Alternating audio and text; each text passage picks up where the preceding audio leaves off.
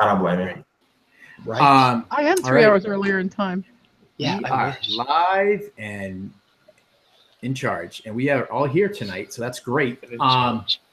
So this is session 10 of the Sword of the Dales game. Just a quick recap from last session. You guys were leaving the Desert Mouse Mountains and into the kind of the plains of the Dagger Dales, which is kind of like this hilly, grassy plain. It was at that time that you guys were intercepted by a Zhentarim patrol out of Daggerdale. And the situation did not go well. You guys were not able to convince these men that you were just merely travelers and that you had lost one of your companions off in the mountains. And they ordered you to hand over your weapons, and they were going to escort you to Daggerdale for further questioning. That is not what you guys chose to do. You guys chose to fight, which then what ensued was an epic, almost 2-hour long battle with a raging cart, an oxen, a crazed halfling bard who thought he was part frog and was leaping from horse to horse, killing these poor guys. We even told Marquise about you blasting the crap out of guys with your shatter spell, blowing them right apart. I'm sure Swede would have totally approved of that.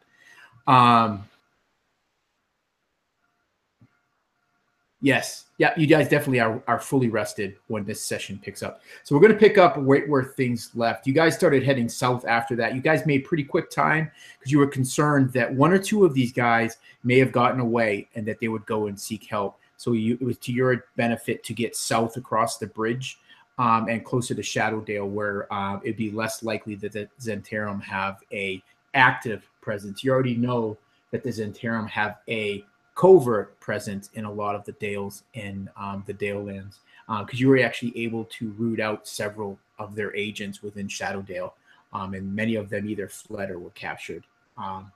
So we're going to pick up tonight with where we left off.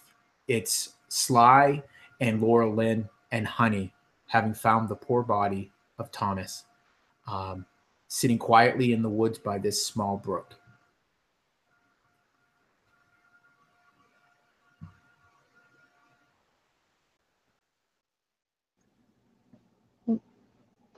Yeah, Laura Lynn, once they realized that Tomas was gone, just completely broke down. She grabbed her bear Honey and was just crying on Honey's neck.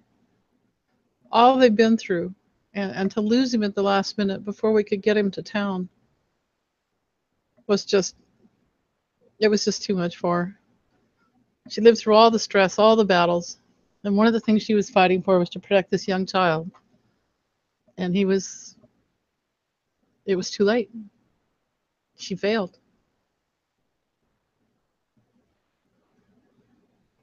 Sly would kind of he would pick up Tomas and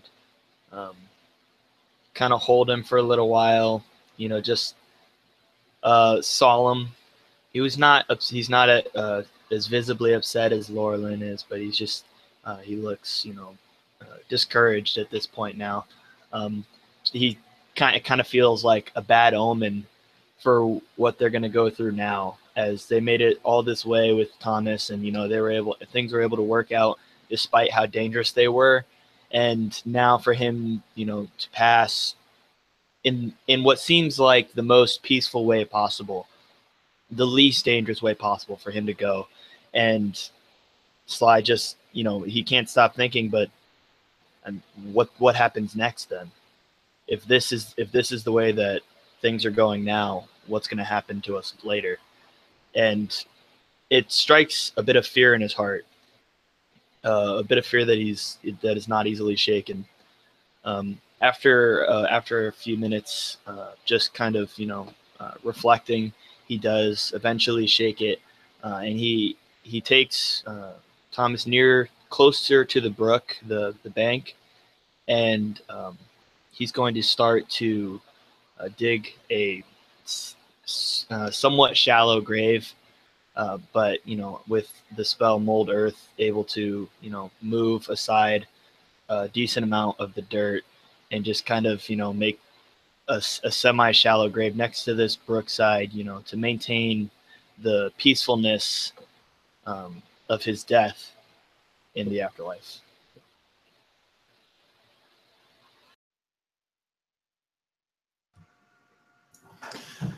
The camera turns away from you, Sly, and it looks to the tree line, maybe 20 yards or so from the actual bank.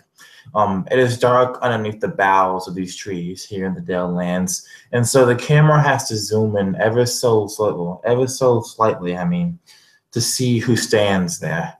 There, underneath the leaves, underneath the shade and the shadow, is Sweet Startle. The way the shadow cuts across her face, you can't really make out anything other than her jade eyes and the almost glowing crimson feathers that sit in her hair, hanging and almost sprouting forth from her left temple.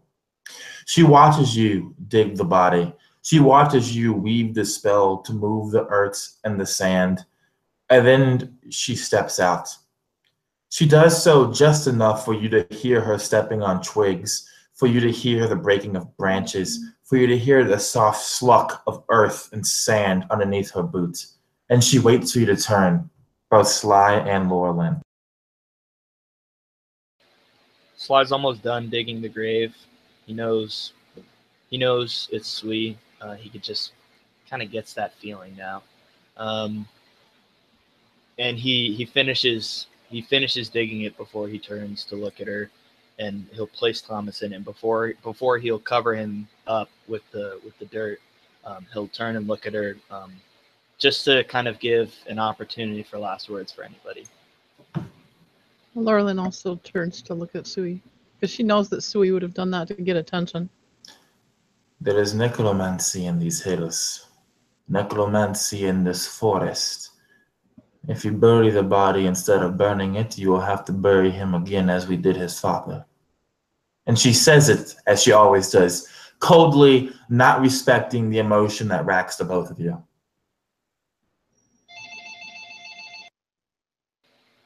Sly, he looks down at Tomas, and his expression doesn't much change from that same deadpan look. And he looks over at Laurelin with a questioning look, kind of, what do you think? Laurelin rather visibly pulls herself together and kind of firms herself up and realizes that it is true that there is, if Sui knows there's necromancy. And it would be far worse to let this boy be taken over than it will be to burn the body. Sly She doesn't think they're close enough to town to take him in with them. I imagine Sly and Laurelin just kind of exchange a look at that point. They've were both interacting with Tomas the most, and Sly kind of, he kind of within himself comes to a resolution and decides, well, if it is to be risen, it won't be effective. So he's going to take out his short sword and he's going to saw off at the neck. He's going to saw off the head while still in the grave, and just almost like really casually, a lot more like along the lines that Sui would do something, just cold and not with a lot of emotion. Every now and then he kind of winces as a little bit of blood kind of spurts up onto his face, and he's going to saw off at the neck and then at both arms, and then he's probably going to cut off a foot too. And then at that point he's done, and he figures, he leaves it all near each other. It's all still in the same place, it's just severed. And at that point he kind of steps away, and he looks like he might throw up. And he just kind of, yeah. Why don't you give me a Constitution save, Sly? Yeah, Laurelin's been trying not to throw up while he does that too. Do I need to? Yeah, that's a 10. Because she's she knows it has to happen. Mm-hmm. Oh, great. That's a You total said of 4. Sly. Yeah, I got a 10. Yeah. You're not able to hold it down. The true gravity of what you did, you're kind of like deadpan in the moment, but as you stand up and look down and you look at the blood on your hands and across your tunic, you just kind of scurry away to a bush and just empty your stomach.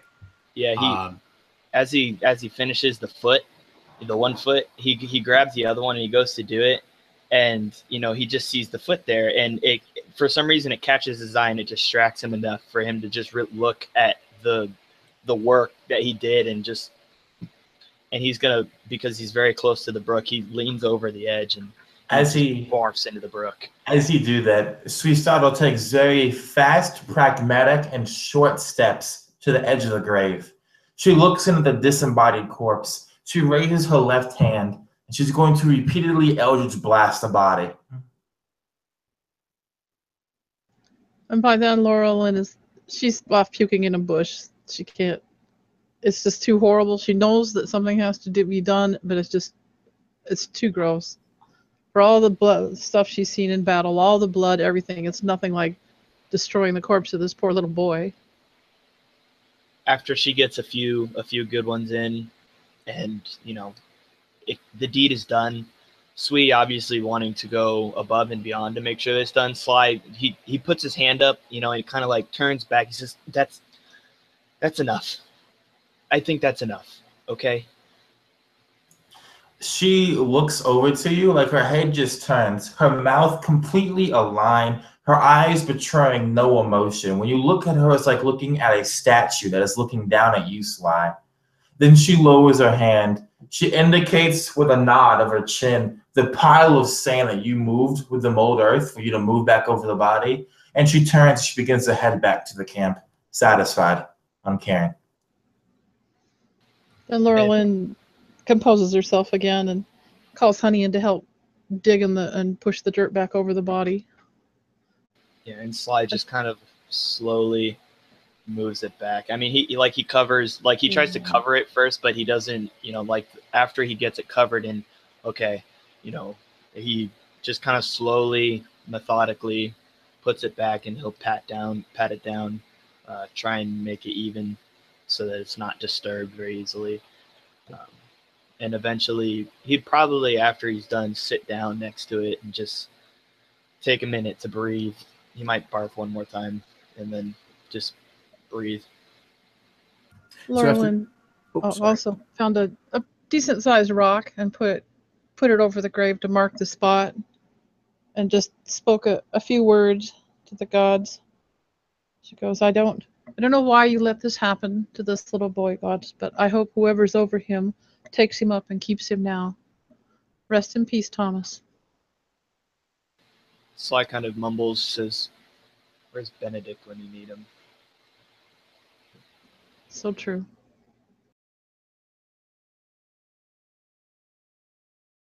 Yeah, so after finishing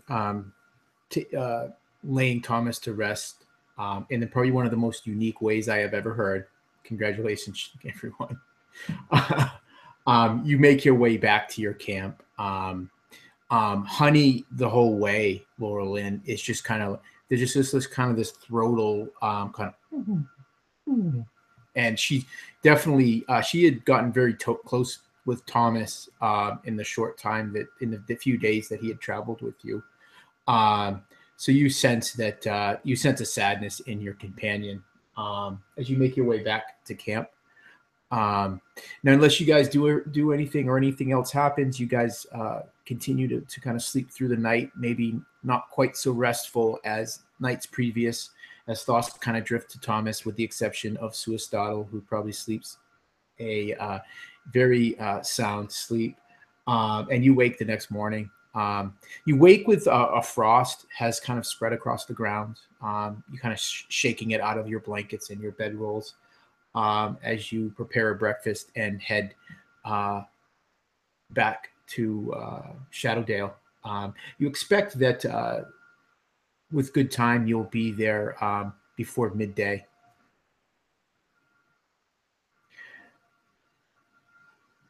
Yep. You feed the oxen as well as feed yourselves. You notice that your Lulabelle. Yeah, that's right. We named it. Sorry, we named it last session. I felt like we really needed a name for this oxen that had survived so long. But of course, once you name something in this game, in any D&D game, it always dies. Gets run over by a cart. Yeah. That's why I tried to dissuade Carol from naming her bear, but she named it anyways. Anyways, so yeah, it's a pretty uneventful morning. The sun does little to warm up the air, so it's pretty crisp through the whole through your travel. And just as expected, probably about an hour before midday, you hear the noises before you hear the noises and smell the smells of Shadowdale.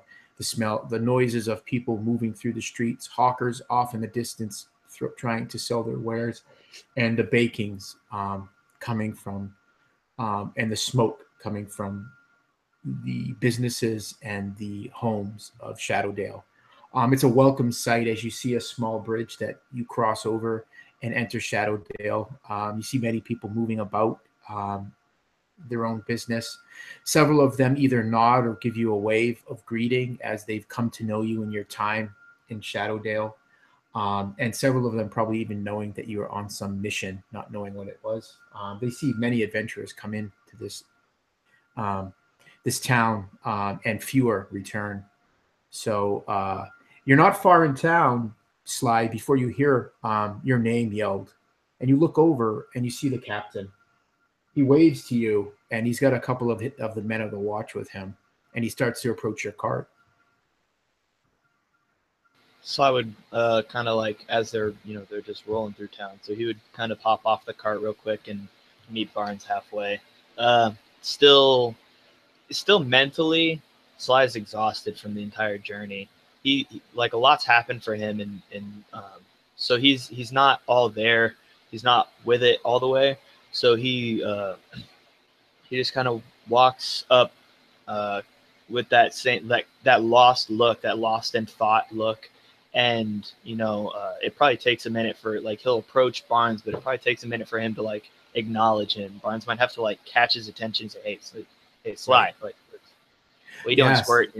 As the captain approaches you, his easy smile kind of fades to a look of concern. He says, "I was glad to see that you return, but it does not look as though your journey was a good one." And he kind of he kind of lowers himself. He's a tall, broad man, so he lowers himself. He says, he looks over your shoulder at the card and he sees Laura Lynn and Sui. He goes, "Did you lose the other one, Benedict?" What at Benedict's name he catches. He comes to. Is Benedict?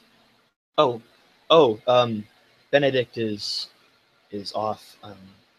Dealing with some personal business. He had to go. We picked up another person along the way, and they didn't quite make it all the way through. It was it wasn't great. It wasn't an easy one. This one, Barnes. I'm sure you've had your fair share. It's I'm just a little tired. I just need to take some good rest in a nice warm bed. I think that'll do me some good. He nods, listening to your story. He says, "I'm glad that you are returned because you still owe me." And you can tell he's trying to do a little bit to raise your spirits, but it does little to change your mood. He says, "Oh, well, I have business to be about. Maybe we could tip a cup of two later after you have some time to rest." And he kind of stands up to his full height. He looks over to the rest of you, and he kind of just gives you a wave of acknowledgement. Kind of pats your shoulder, Sly, and looks at his two men. He kind of does one of these things, and they start walking down the side street. When they would wave at the cart, Sui would make it very apparent. Like she would smile. She would like a full ear-to-ear smile, cheery as can be, waving back to them as they just came back from a good-ass vacation. And she's definitely putting on a persona to anyone who would see her that she's happy and successful and that everything was well. Perfect. Yeah, and if you guys just sorry. You go. Laura just kind of waves back, but she's sort of deadpan. She's just kind of holding it in. You're just sitting there holding the reins to this cart. Maybe a slight nod or something to the captain, but nothing more. in sly as he he kind of knows Barnes, trying to lift his spirits a little bit. He'll put it on a little, and he'll say, yeah, I owe you still. We'll throw a couple back a little later. Yeah, and he'll kind of make his way back to the cart. And as he sees Sui, he just kind of like, she learned a new trick, and he's just gonna like drop his head and just shake it like this is not okay.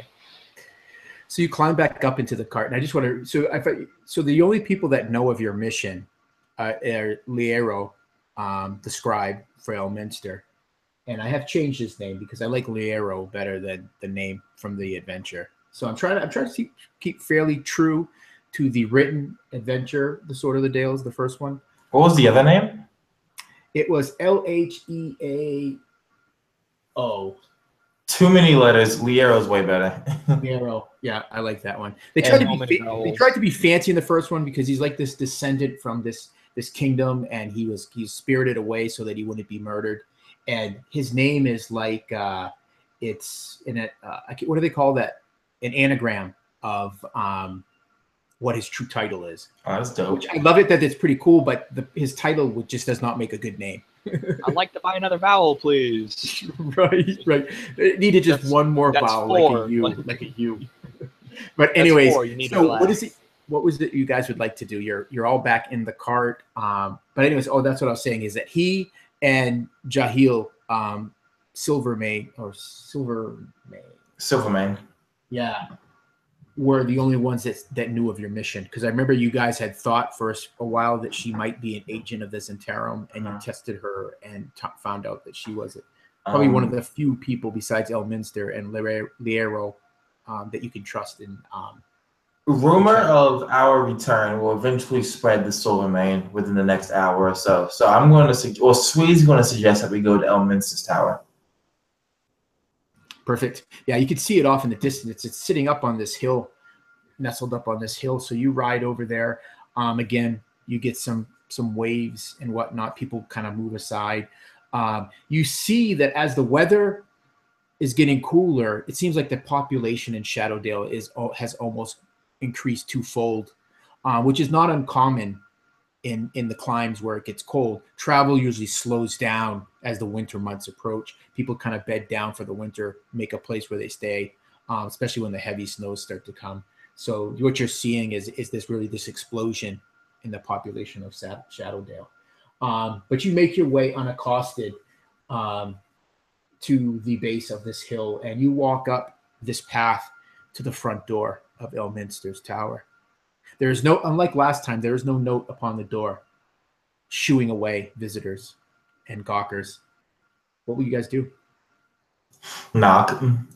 Yeah, you knock on the door. Inside, you hear a muffled voice say, "Go away! We are busy today. We're not accepting visitors." If you want the Sword of the Dales, you will let us in.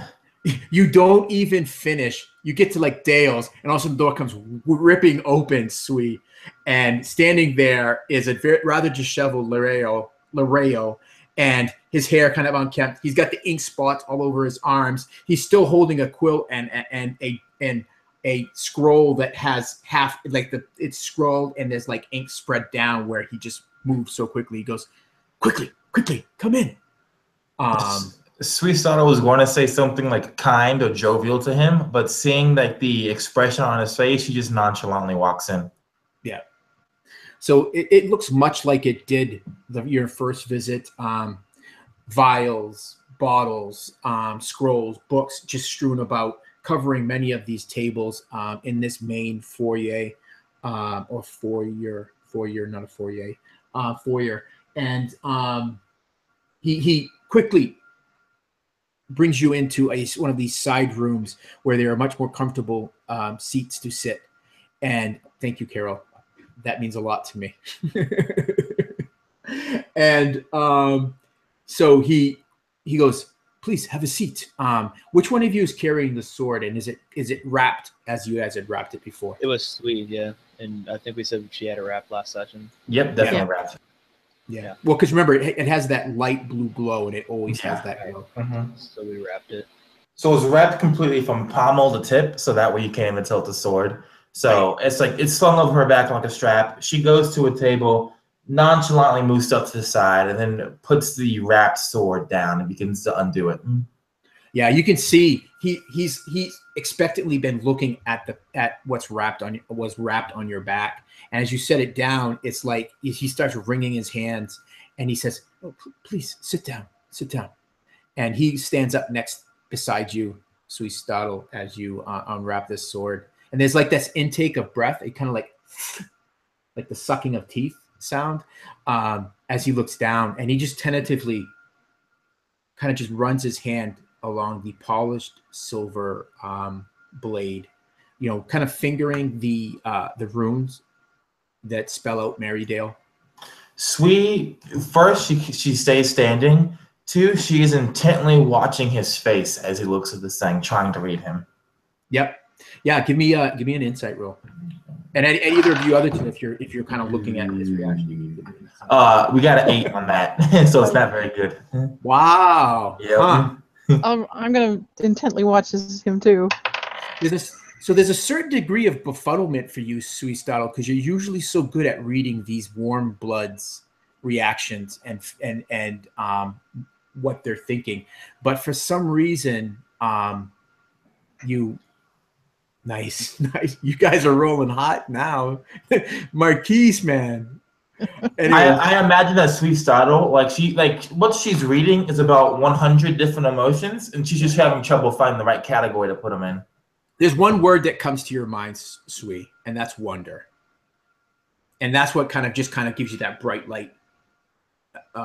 It just kind of gets blurred with all the others. Yeah. So the other two, what you would see like relief on him. And then he would look back over his shoulder to the door, to the entrance of the tower. And you see that relief. You see that wonder. You see that excitement give way to another emotion, that of concern. He says, "But where's Randall? Is he not with you?" And Sly's standing over by the door, kind of like posted up, leaning against it. And he was kind of eyeing him from across the room. And as he's looking in that direction, Sly just nods his head slowly. He kind of walks. He looks back down at the sword. He walks away, and he just starts rubbing at his face, like he's like, "Oh, this isn't good at all." He goes, "Didn't I ask you guys to get the sword and Randall?"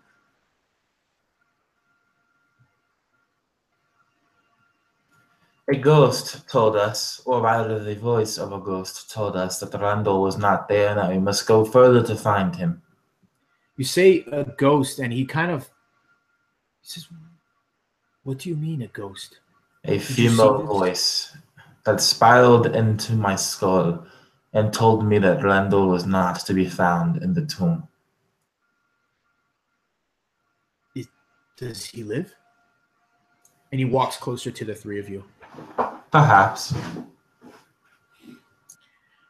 You don't need to make a roll for this one. You could see like concern, like concern and disappointment shows on his face at that kind of laissez, that nonchalant response.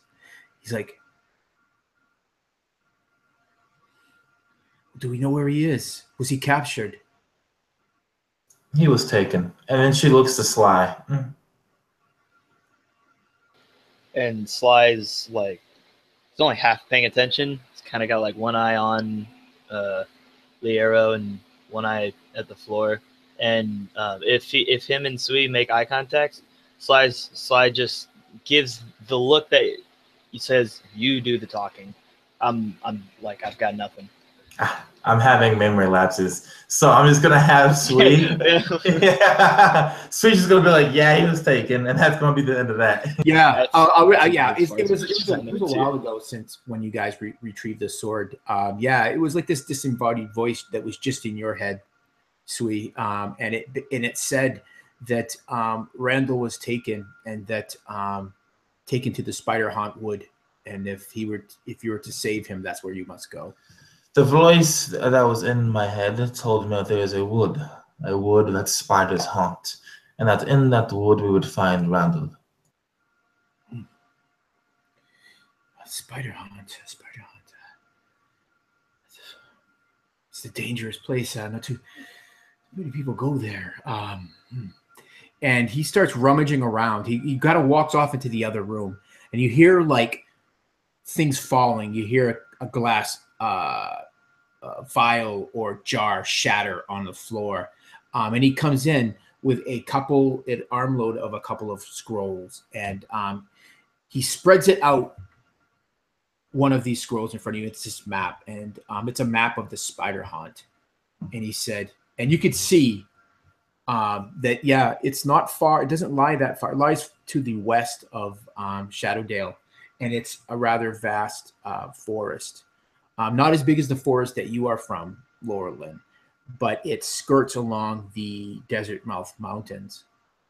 He says, many dangerous things live in this forest. If he is there, then... But why would they take him there? Jeez. Either to kill him for some ritual, for some necromantic purpose. Who knows? We'll find out in real life. So you think it was a wizard that took him? There are many things that the enemies have access to, many types of people and many types of magics. All possibilities are on the table. So you didn't see any sign that it was a Zhentarim then?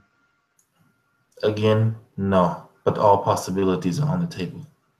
At that, Sly clenches his teeth and cocks his head a little bit. And he says, "Well, maybe." He's just like irritated. Just the word pisses him off. Yeah. And Laurelyn's like, we've certainly had run-ins with them. They were all over the place. It certainly could be. They are like roaches. They infest the dales. We hope that by restoring Randall to his rightful position, that it will be the catalyst that will once and for all drive these scourge of the Zhentarim here away from here. It would mean civil war. They've taken over the city of Daggerdale, which means that if any king tries to wage war against the Zhentarim, they're waging war against their own people at that point. It is an occupation in Daggerdale. Yeah, the people of Daggerdale are not willing subjects of the Zhentarim. Yes, they offer them security, and you could tell that he chokes on the word. So he goes back over to the table, and he points to the map. And you can see a couple of the other scrolls are just very similar. They seem to be just knowledge scrolls about the area, Spider Haunt. What sort of denizens kind of live there. And then he looks back at the sword, and he goes over to it and he starts to wrap it back with the cloth. So what we will find in this spider hunt, I imagine spiders, the name. Amongst other things, goblins, orc, trolls, snake. Some even say giants live there and live in the spider hunt. Though I've never seen one, nor have I talked with someone that has actually seen one. Often folk tales are rooted in truth, even if they've changed drastically over time.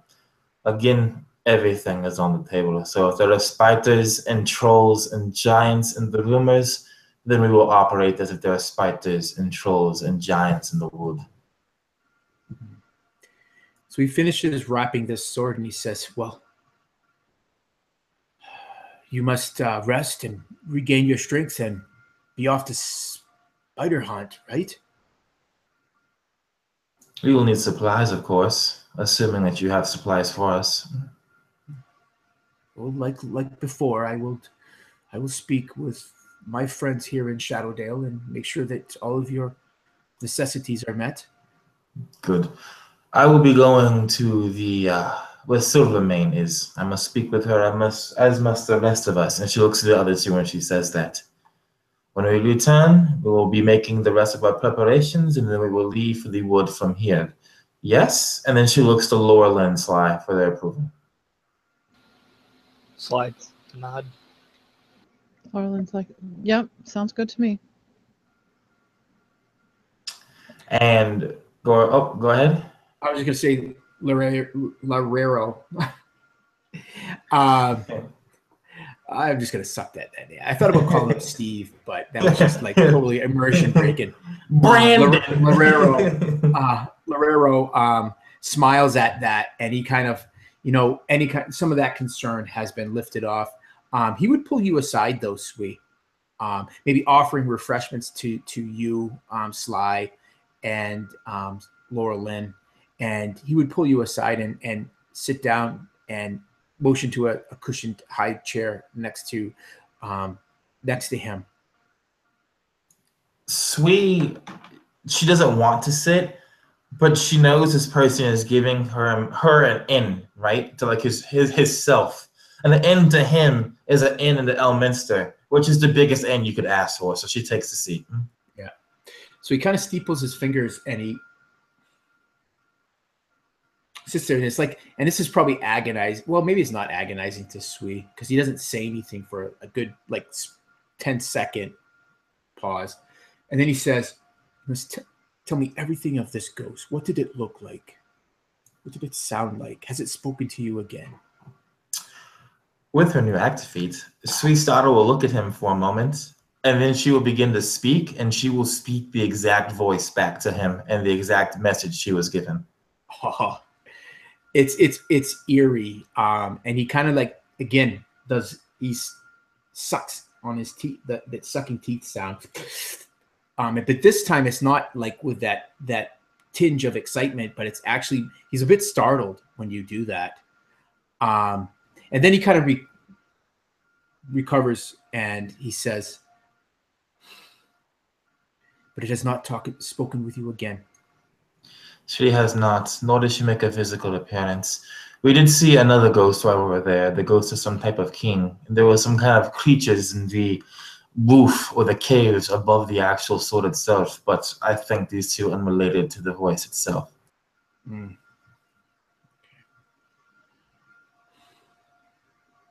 You're curious. I'm interested to know what you are thinking. I think back to Randall's man's story about Randall being struck by that effervescent green beam of light. It seemed to paralyze him and draw him back into the crypt. You didn't see anything like that while you were there. There was no lights as far as I can remember.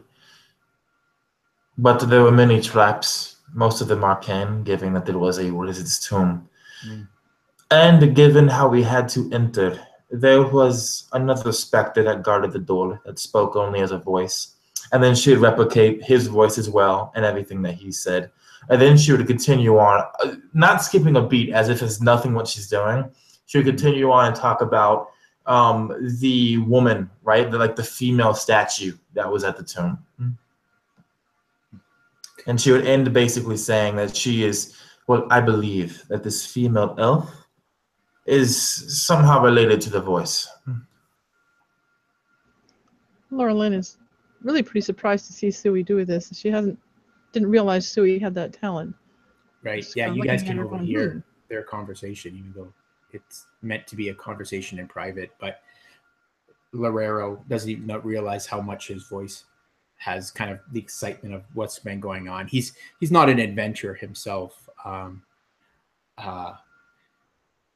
I thank you. I must do some research, find out more. I will study the sword while you are gone, and I hope for your quick return.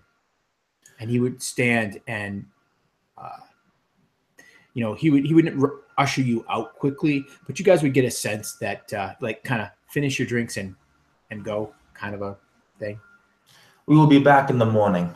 And she will say nothing else other than that. And then right before she leaves, she turns, she looks Leo dead in his eyes, and she gives him the sweetest, most loving smile she possibly can, and then she exits. Perfect. Yeah. And how about the rest of you? See that smile. Laurelyn's kind of creeped out a little bit by it. This isn't quite the Suey that, she's used to. And she gives a nod to Lero and follows Suey out. Sly's still kind of standing by the door, and the ladies would both leave. And he's going to look at Liero, and he just nods his head. He says, "That's a nasty trick she learned." And he's gonna leave. Yeah, you would see out of the corner of your eye as you're turning to leave him kind of nodding his head. Perfect. Yeah, so you guys get back outside. Honey kind of gets up from where she's laying on the ground, kind of warming herself in the sun, and make your way back down to the cart. Are you guys heading to The Old Skull Inn. Skull Inn, yeah. Oh yeah. Beelining. All right, perfect. I'm ready to take my horse next time and not a cart though. Yeah. So you guys get there, and you're greeted by Jahil, Silvermane. Even the bouncer gives you all a warm smile and a nod. Even you, Sly. And one of the serving girls, Sarah. Oh wait, no, not Sarah. Sarah was the one. Dora. You had saved Sarah's sister, if you remember, in the first session. She gives you a warm smile and cleans a table so that you guys can sit. How packed is the Old Skull right now? It's midday, so you would expect it to be fairly busy. It's even more busy now with this influx of people. The Old Skull Inn is really pretty much the only game in town in Shadowdale. So it's pretty busy. So to get a special spot at a table is quite a thing. You can see some of the patrons there that don't know you, probably newcomers to Shadowdale, kind of either give a gruff or just a look.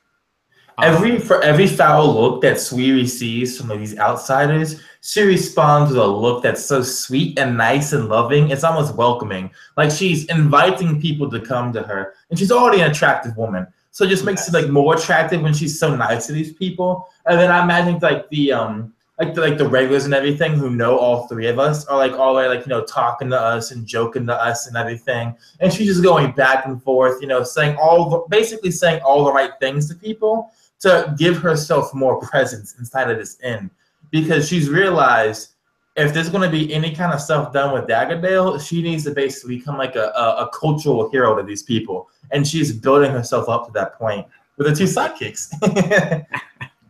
Perfect. Yeah. So I would say it's probably, give me a performance roll.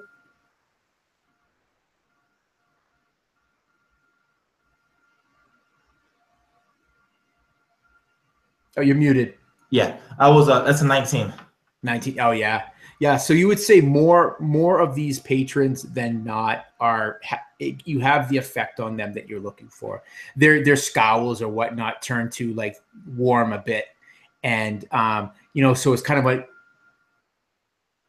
and a nod, as the rest of you guys kind of make your way to this table. So Sarah asks, I keep saying Sarah, Dora. She goes, what might I get you?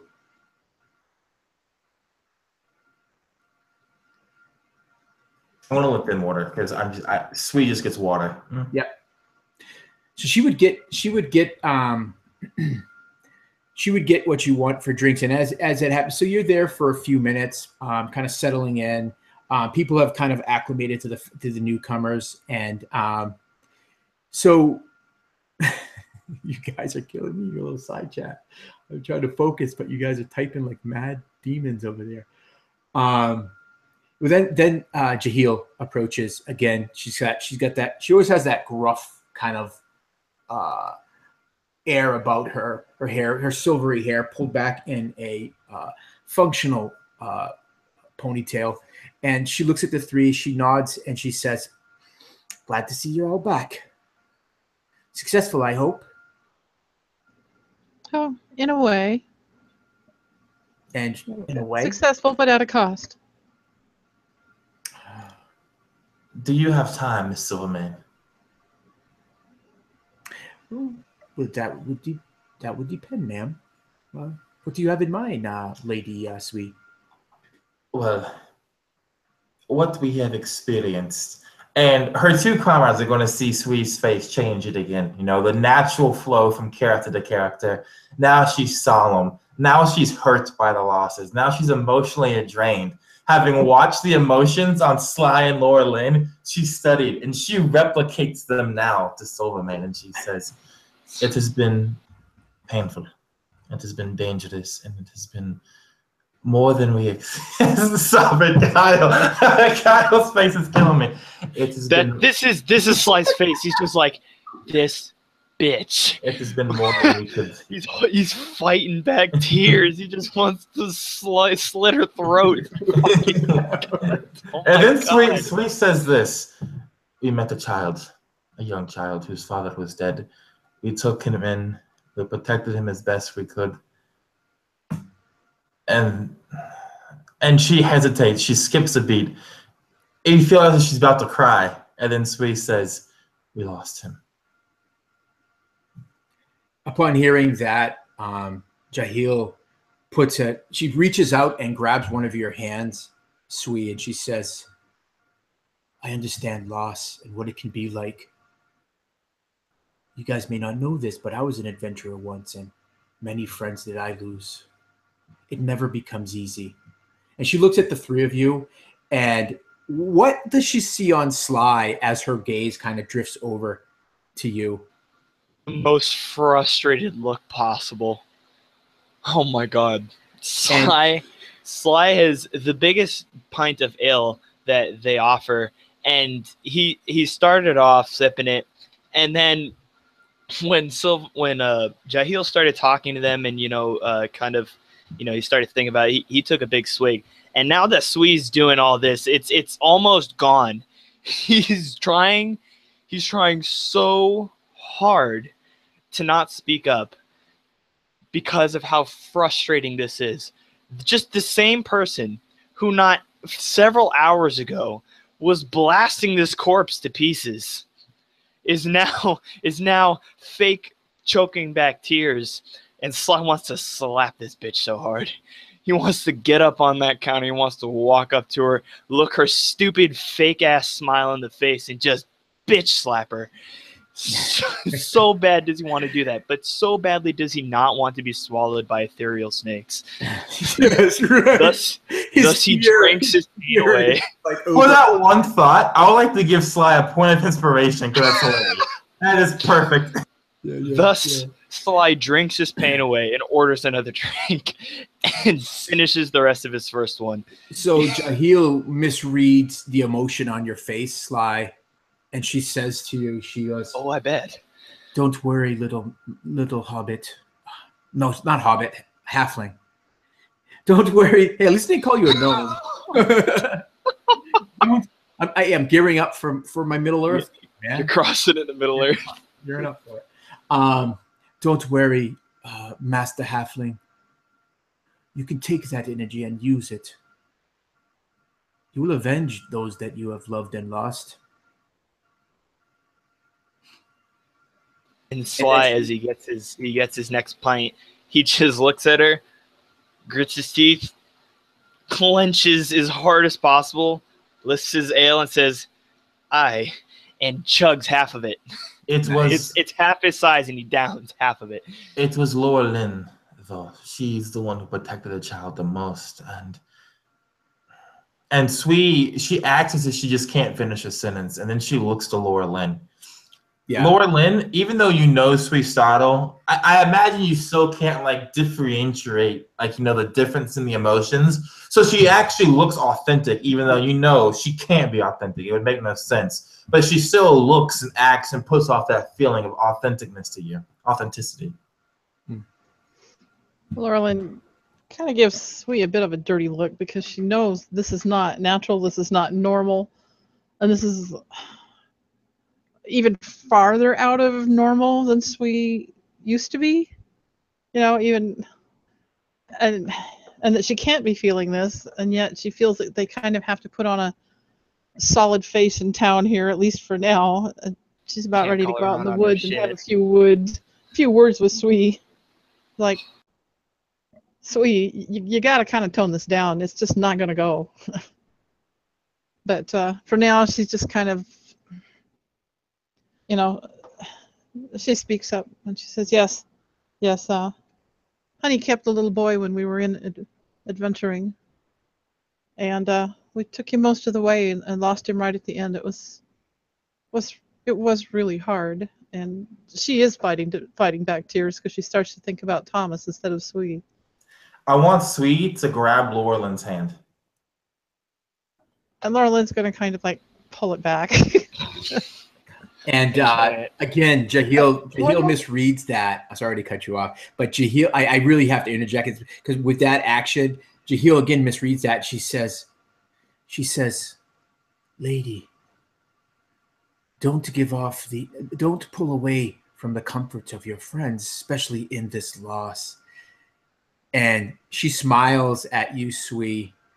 And she smiles at the rest of you too, as she was sitting down at the table with you. So she gets up and she goes, "Master Halfling, I wonder if I might beg a favor of you, and actually, perhaps it might help.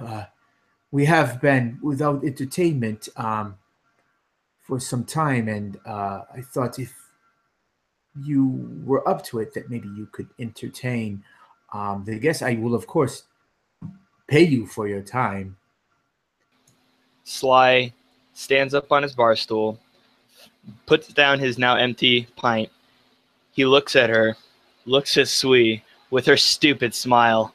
Her stupid whatever stupid. Okay, when you look at Sui, like her mouth and her expression shows sadness, but you can tell from the sharpness in her eyes that she is studying you like she would study a deer she's about to kill. Yeah, and he looks at her, and she sees the look that she's usually giving off, and he looks at her, and then he looks back at Jahil and he says, "Maybe in about 3 of these," and he points down to his empty glass. He points to the barmaid, gives her the signal to keep him coming, and he goes over to his normal gambling table. He plops a seat. As he's getting down, he kind of taps Laura Lynn on the shoulder. He says, "Get me if you really, really, really, really, really need me." And he's going to leave and go to his gambling spot and get away from this madness. And the barmaid brings him another giant pint, and he's going to down it quickly. He's so done.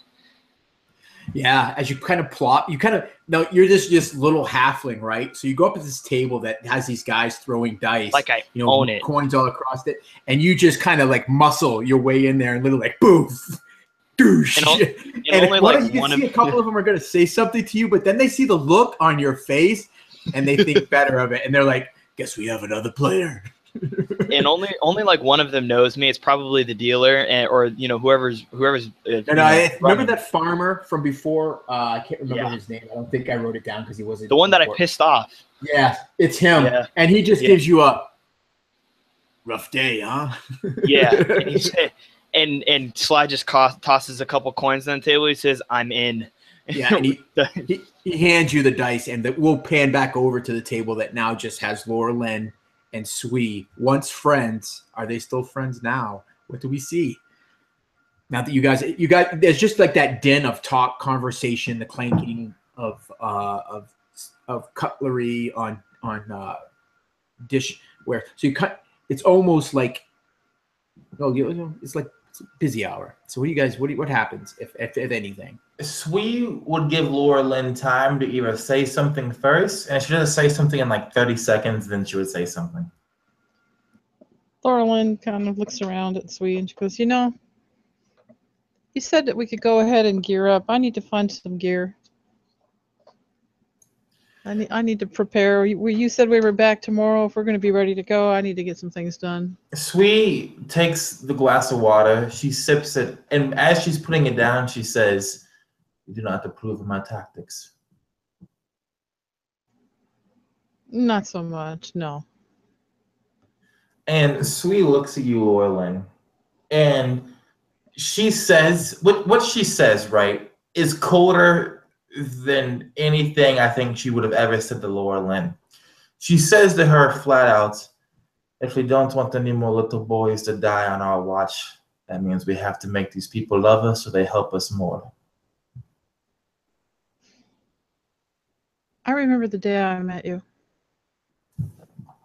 I remember what you went through then. I remember when you lost your parents. Your parents were good people.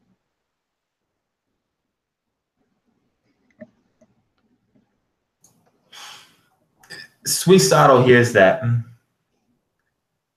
and something inside of her twists and writhes like a snake that's been stabbed into the ground, like it's been impaled. And when she looks at you, Laura Lynn, there's not a single muscle in her body that moves. There's no twitch. You can't even tell if she's breathing or not. Her eyes wide open, just the faintest jade glow to them. She puts down the water fully. She stands and she says to you, yes, I think it is time we go and we grab our gear. And she disappears into the crowd. Laura Lynn, basically heads out of the bar, heading for the stable to check on her horse, heading to see if she can find a decent rapier in this town. She needs a better weapon if she's going to stand toe to toe and try to fight. She's just not good with swords, and she needs something a little lighter and better for her dex. And she just isn't really ready to deal with Sui right now either, so it's fine with her.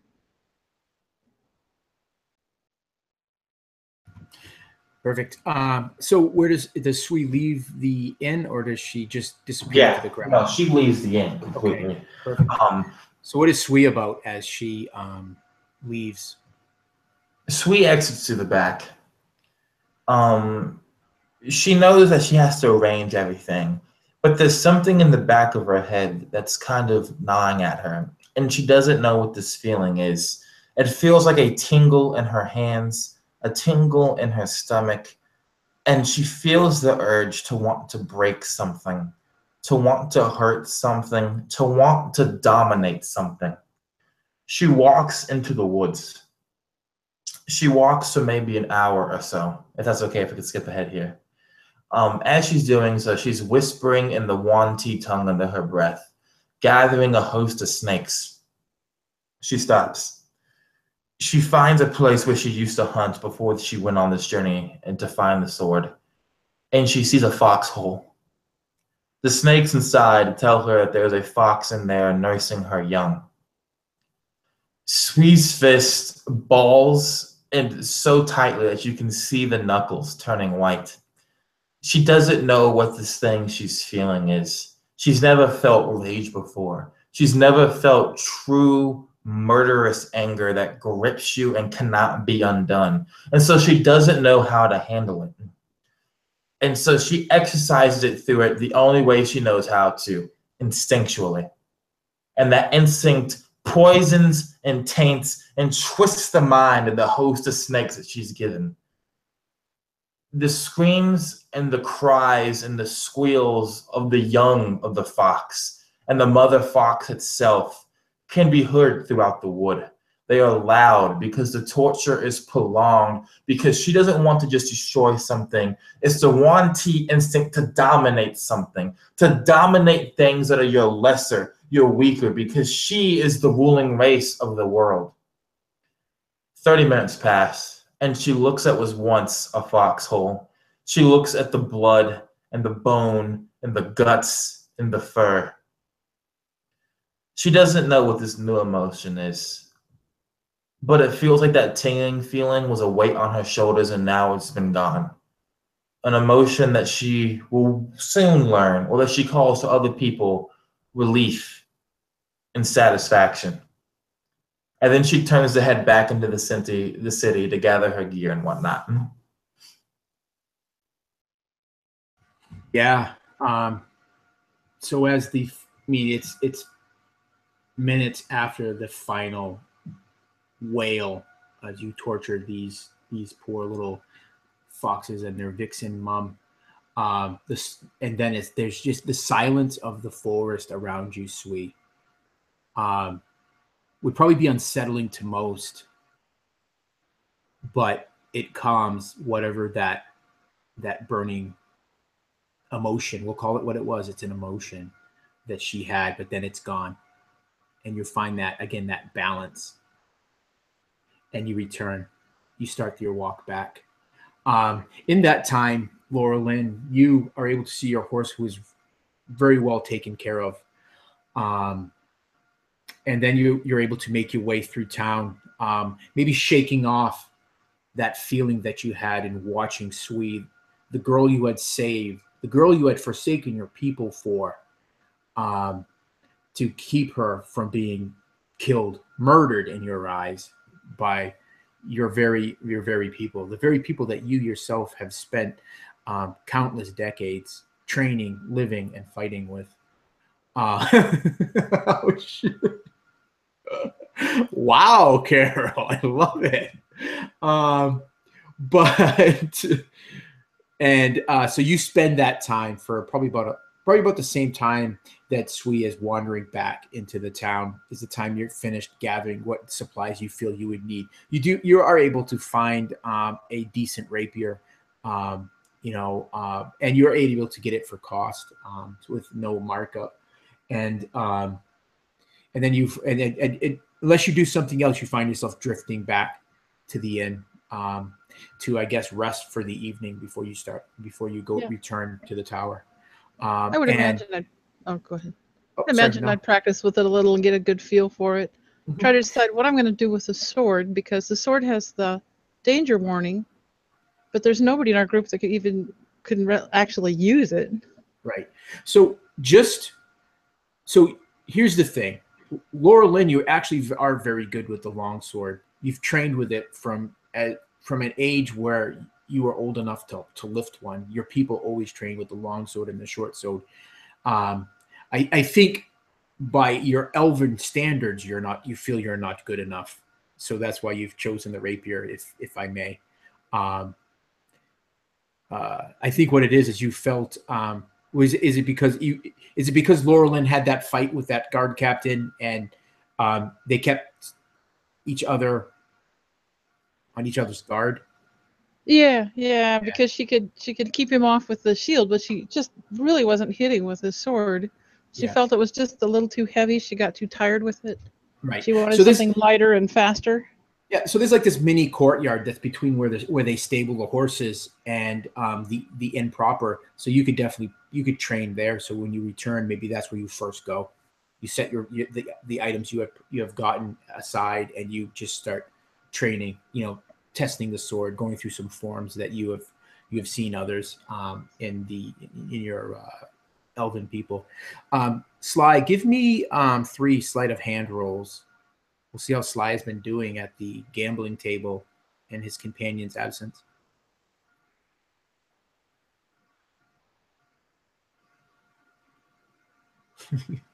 You're gonna be like that. Have you ever seen that picture, Carol? Gotta get the prepared adventure, and it's got like all these weapons all over him and everything he could possibly need, but he's like so like covered in everything. There's no way he could possibly move.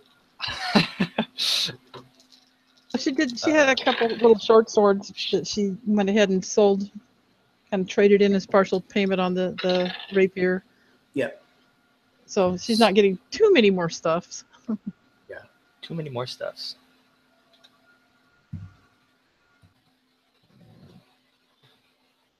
Yeah, so I think your anger gets the better of you at the start, and you start losing coins, and you start digging into your pouch and pulling out more coins, not willing to lose. And as the game kind of progresses through an hour and a half, your luck changes. You're able to manipulate these dice to your benefit, and that small pile of coins starts to get larger over time, and then the table starts to thin a bit. And it's not a matter of time. It's a matter of ale. Because as the game goes on, the more he drinks, the drunker he gets, the more to his previous, pre-adventure self he goes. And that was the lucky bastard there. And he starts winning and winning more and more and more. By the end, he's he's back to jovial, and he's pretty far gone at this point.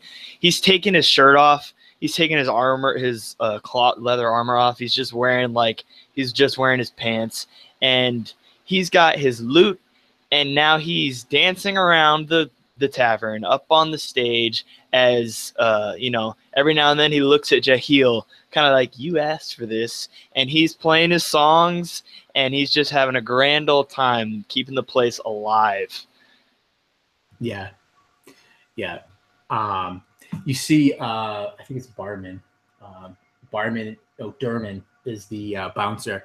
He starts to walk over to you when you first hop up, like on a table, kind of knocking over a couple of patrons' drinks, and you start playing. Because there is no stage in this tap room, but you've made one. So he starts to walk over to you to do like he would do with most other patrons when they start to become unruly and toss you right out on your ear. But you see Jahil kind of give him a nod, and he backs off, and you give me a performance roll. Let's see how well you do. Yeah. Along with that, if I can, could I use like a mass charm person as an advantage to give advantage? Sure. Yeah. Because like he's feeling it. I mean, yeah. And in your inebriated state, you don't even realize you're weaving magic into your music and your song. Yeah. That's a 16 for the high. Yep, that's good. It's good enough. And you just find with rapt attention, the room is just all whether people are wanting to or not, they're like tapping the tables with their hands, with their cups, with their silverware, or people are tapping their feet. And when you stop, there's almost like this ruckus roar, like more. And then he stops, and they kind of they're kind of like, oh come on, and he kind of like lets it go, and he's oh no, and then he turns around, and he turns back around, and he starts playing another song. He's playing songs that everybody knows. People are singing along. He's having probably the best time he's had in weeks. Yeah, because no one is trying to kill him. Yeah, he's in his element. I mean, they're still trying to kill him, but he's forgotten. Right, exactly. He's too far gone to remember. At least in that moment, he's not. He's finally drunk again, and it feels great. Right. So yeah, that goes well into the evening. You probably take a break to get a drink, put some drink a few more. Yeah, of course. Yeah. And so you others would see that. You would come into this kind of this scene of Sly just beyond himself performing, doing a little his interpretation of Jimi Hendrix or something. It's like a Disney movie when they all start to sing the same song. Oh yeah, and then when Sui and Sly walk in, or not Sui and Sly, when Sui or Laura Lynn walks in, he's gonna turn them to like the main protagonist of the Disney song, and everybody's singing this song about them, and he's gonna be like like doing all this different stuff, and hopefully he thinks that Sui's probably gonna play along now because of this new thing that she's doing. So he's playing it up because at this point, he's past it. He doesn't care. He wants her to play it up. So when she comes in, he's all over it, and he's like, she's the focal point now. Like she's the main part of the song, and he's like moving with her and trying to get her to. Like those Disney musical moments, where, like the singing, like drunk, like gnome or dwarf or whatever. So it's like dancing with like the princess. Yeah. That's exactly what happens. Is Sweet Style's the princess. She's smiling. She's acting as if this is the most amazing thing ever. She's giggling all the stuff. And she's just dancing and spinning him around because he's drunk, right? So it's easily to manipulate physically. So she just plays along with him, dances around with him, even sings a little bit, right? Since she can mimic voices now, actually. So she would like mimic his voice, but like twist it to sound more like hers. And you just had to ruin it. She's doing it in a way that's not creepy. She's doing it in a way as if she's actually an accomplished singer, right? So it's just making the performance better and better. And she's using everything you're doing, Sly, against you. And so it's like I feel like both Sly and Sui think that they're playing a game right now. They both think that they're winning, like they're playing a chess game. And Sly's thinking, "I've got her." Like, yes, she's it almost seems like this is like there's some sort of like opposed roles happening here, like a performance on your let's do it. Performance versus. I'm trying to think of what Sui's doing. What would be the most appropriate skill? Deception. Yeah, perfect. Let's do it. All right. Get it. And I have advantage. Whoop. That's All fine. right. Because I have Don't put your. I wish you could privately send me what your rolls are. You can. Yeah, I'll sure. send it Send on it to me. Facebook. Yeah. Mine's not that good though. I mean, I can just do a 2.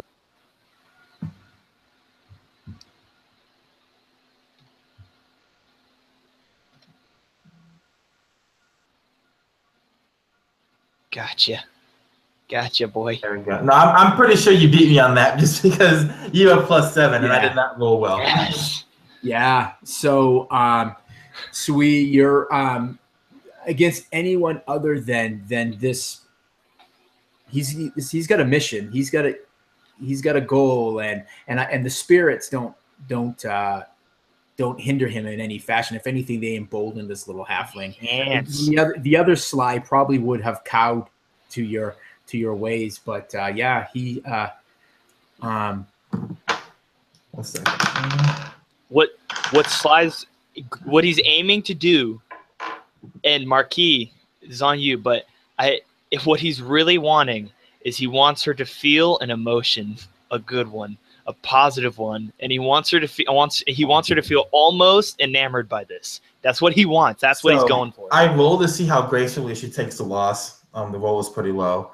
So once like the performance is done and everyone's cheering and everything, I imagine like you're standing on top of a table, so like eye level with her, and she looks at you.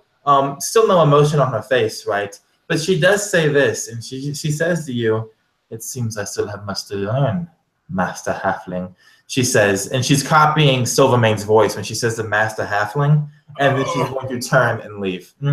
But you can tell that when she says that her like back, because you can still read people, and you're starting to be able to read Sui a bit better now, and you can read from this that she's actually being honest, and that you actually did outperform her, but at the same time, she's learning every trick you're doing. Yeah, but this is Sly's Super Bowl.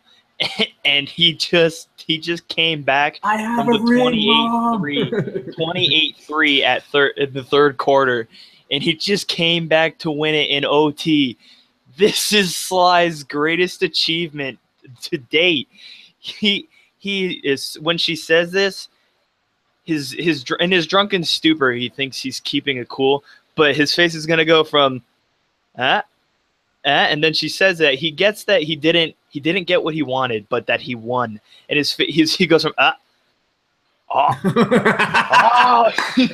and he turns around and he looks at everyone, he's like, yeah, and everyone's just kind of like, yeah, woo, like that was great. They're clapping, but they don't know what really just happened. Well, actually, one person knows what happened, and that's the elf that has traveled with the two of you. She walks in just at the end of this performance, and it actually is, Laurelyn, an excellent performance. Sui and Sly dance together with such grace and precision. They don't miss a beat, and it's only at the end that you see that play out. But and everyone is cheering. And Sly's up on the table, both hands in the air. Yes! Yes! And then he points to Laurelyn, and he looks at her, and he's like, I did it. I won. And Laurelyn knows that this is the greatest, this is crowning achievement. He's so ecstatic. And as soon as Sui leaves, he kind of composes himself, and he starts singing another song. And this one's about Laurelyn. He's gonna try and get her to go along too. It doesn't stop. The party don't stop.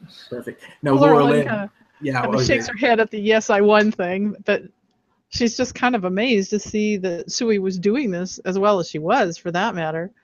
And she's happy for Sly because she really likes Sly. I mean, they've been hanging out together a long time now. And she knows who he is. He's not complicated like Sui. It's just kind of like, all right. So you would play for a little bit longer. Just give me a roll a D4. And that would be how many more hours you play for Sly before you I think actually what would probably happen is that when Laurelyn walks in and he starts singing this song about her. And, you know, like I said, it's the Disney song. So he's like all up in her personal bubble, you know, and like putting the attention on her. He's going to notice the rapier, and he's probably going to pull it out in a verse, you know, he's going to mention it. And afterwards he might, after the song's over, he might like take a bow and kind of like try and pull her outside, you know, like with him, like, hey, come on. And, right. you know, like it's bad because he's like half drunk. So he's kind of like trying to use her as I was going to say, give crutch. me a con roll, Sly. Let's see how drunk you are. Let's see. Because that will probably influence this interaction. It's 15. 15? Okay. Yeah. So yeah, you're drunk, but you're not so drunk that you can't. It's like one of those moments you're like, wait, just hold on. We gotta go outside so I can get some fresh air, clear my mind. Kind of one of those sorts of things. Plus, it's kind of it's kind of loud, and it's definitely warm in this tap room. Yeah, he's been drinking for a while now. Yeah, let's go outside. I think that's a good idea, Slide. Kind of helps him out as they go.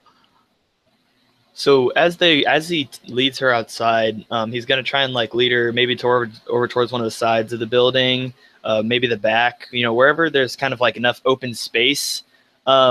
And he's gonna look and he's gonna say, "I like that," and he's pointing to her rapier, and he's like, "I like it. I could show you a few tricks." And you know, and he's gonna kind of like grab his flute, and his lute's still on his back. He's still not wearing his shirt. You know, his skin's like real tan now, and it almost looks coarse and rough. But so he's got a kind of an odd look about him as he's half, you know, stumbling about.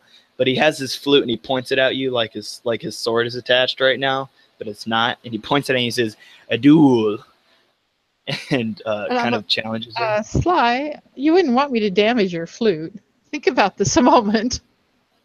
And he looks, and he reaches back around to his lute, and he does his little thing, and he unlocks and he pulls out his rapier, and now he points it at you. "A duel," the same way he said it the first time. She's sort of like, she's a little worried that he might accidentally hit her because he's so crazy. He's like standing a little bit back. He's not that totally. Yeah, he's not so far gone. Like he's acting really far gone. It definitely for sure because he's over dramatic. But I mean, I'm not sure if you would know, but he definitely kind of looks like he might be out there right now. So she gets her rapier and actually kind of agrees to a little bit of a practice session with him, but she's being really careful. Unfortunately, she's not drunk. Yeah. And Slywood, I mean, he's actually a fairly good fencer. That's where his all of his combat training was in fencing. And he's small and quick. He's a quick little bastard. And despite seeming like really drunk, I mean, he might surprise Lorelyn to start off, perhaps. And I imagine that you know, that he just kind of he initiates and just goes in and you know, kind of gets a couple ticks off on her sword and then backs off again and he's like, "I'm not messing around. Like I know what's going on." Right. Well, and she's watching what he's doing and actually learning some things from him, and hopefully maybe teaching him a thing or two as well. So it's probably one of those scenes like you see in a movie where at first you're like, Laurelyn, you're like, no, you've been drinking. No, we don't want to do this. Someone's going to get hurt. And then he's like, da. And then he gets that one that kind of just gets you going. Maybe he slaps you on your rear haunch or something. And they're like, all right, game on. And that's when and that's when we'll kind of fade to black on the scene. And we'll pick up. Let's take a little break. And then we will pick up the next morning. Sounds good. If you guys are cool with that. All right, excellent. Definitely. Let's get back in like 5 minutes.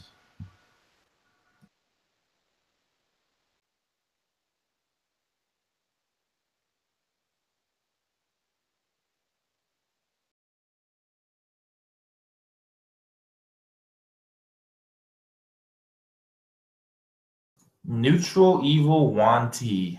Not even once.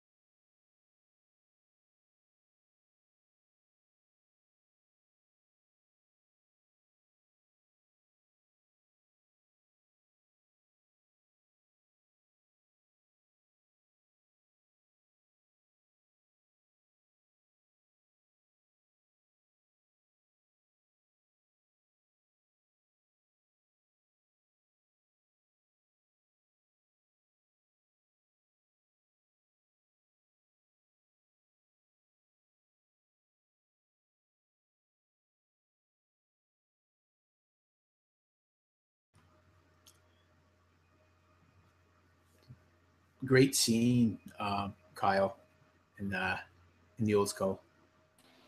I was really waiting for Lord when she mentioned she was gonna get the rapier. I was like, oh, this is gonna be fun because Sly loves to fence. Yeah. I was really waiting for that interaction.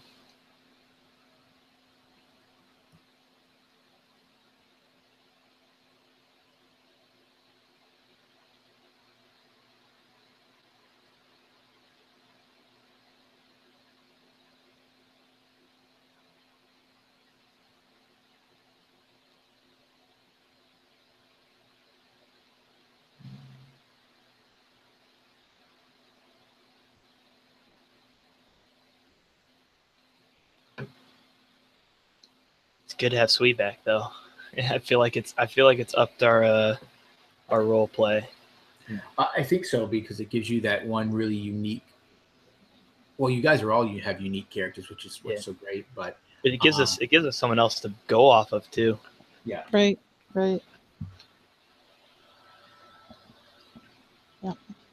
One thing you would notice, Sly, fencing with Laura Lynn, and she's always been quick on her feet, but now she's just insanely fast and light on her feet. She just almost flies around with that rapier, and it's just the thing for her. I'm an actress.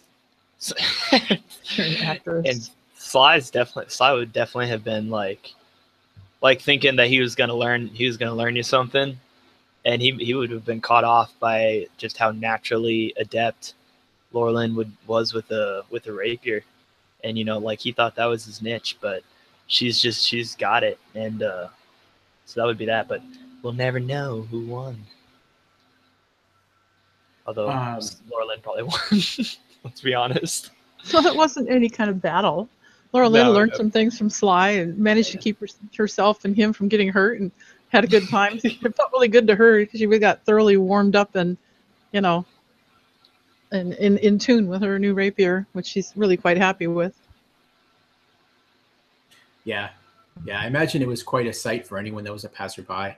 And I like the fact that we're going to end it without really knowing who might have gotten the upper hand or not. But I'm certain that Sly would just, when he sobered up, would say, well, if I were not so. Since Sly was drunk and loud, could we say that people would hear it and everything, and Sweet would catch wind of it and start just sending people to go watch? Basically, she wants it to be known that these two are amazing fighters, basically. So she'd probably try and build a crowd around them, realistically. Yeah. I feel like that might be the thing, because I was probably still yelling, like, come on, what do you got? What do you got? Now Sweet is fueling the rumor mill and the legends and everything for you two. Right in the hand slide. Right. Yeah. Well, you guys can paint the picture how the night ends any way you want. That's perfectly fine. So you wake up the next morning. Give me a con save, Sly, as you wake up, and the others wake up as well. That's a 14. Yeah. Your head feels like someone, like someone had maybe a rapier duel inside it. I'm gonna be honest, since considering how long of a journey they've been on, I went ahead and I figured that I probably should take disadvantage on this because Sly hasn't been drinking in a while. So that ends with a 5. So he probably has a pounding headache. Oh, he's a pounding headache. All right, yeah. Probably. Yeah. He was all right when he was doing it, but now afterwards, his body was like, all right, listen, we haven't done this in a while. You need to relax. And he's like, okay. And every fiber of your being is just sore from not just the fencing, but the entertainment. I mean, Yeah, you're bending your body in ways you hadn't done in a while. But the other two sleep very well. It feels good to have a bed under you, not roots or rocks. And so you wake up all refreshed. I guess at staggering times you kind of meet up in the tap room, which is much quieter now.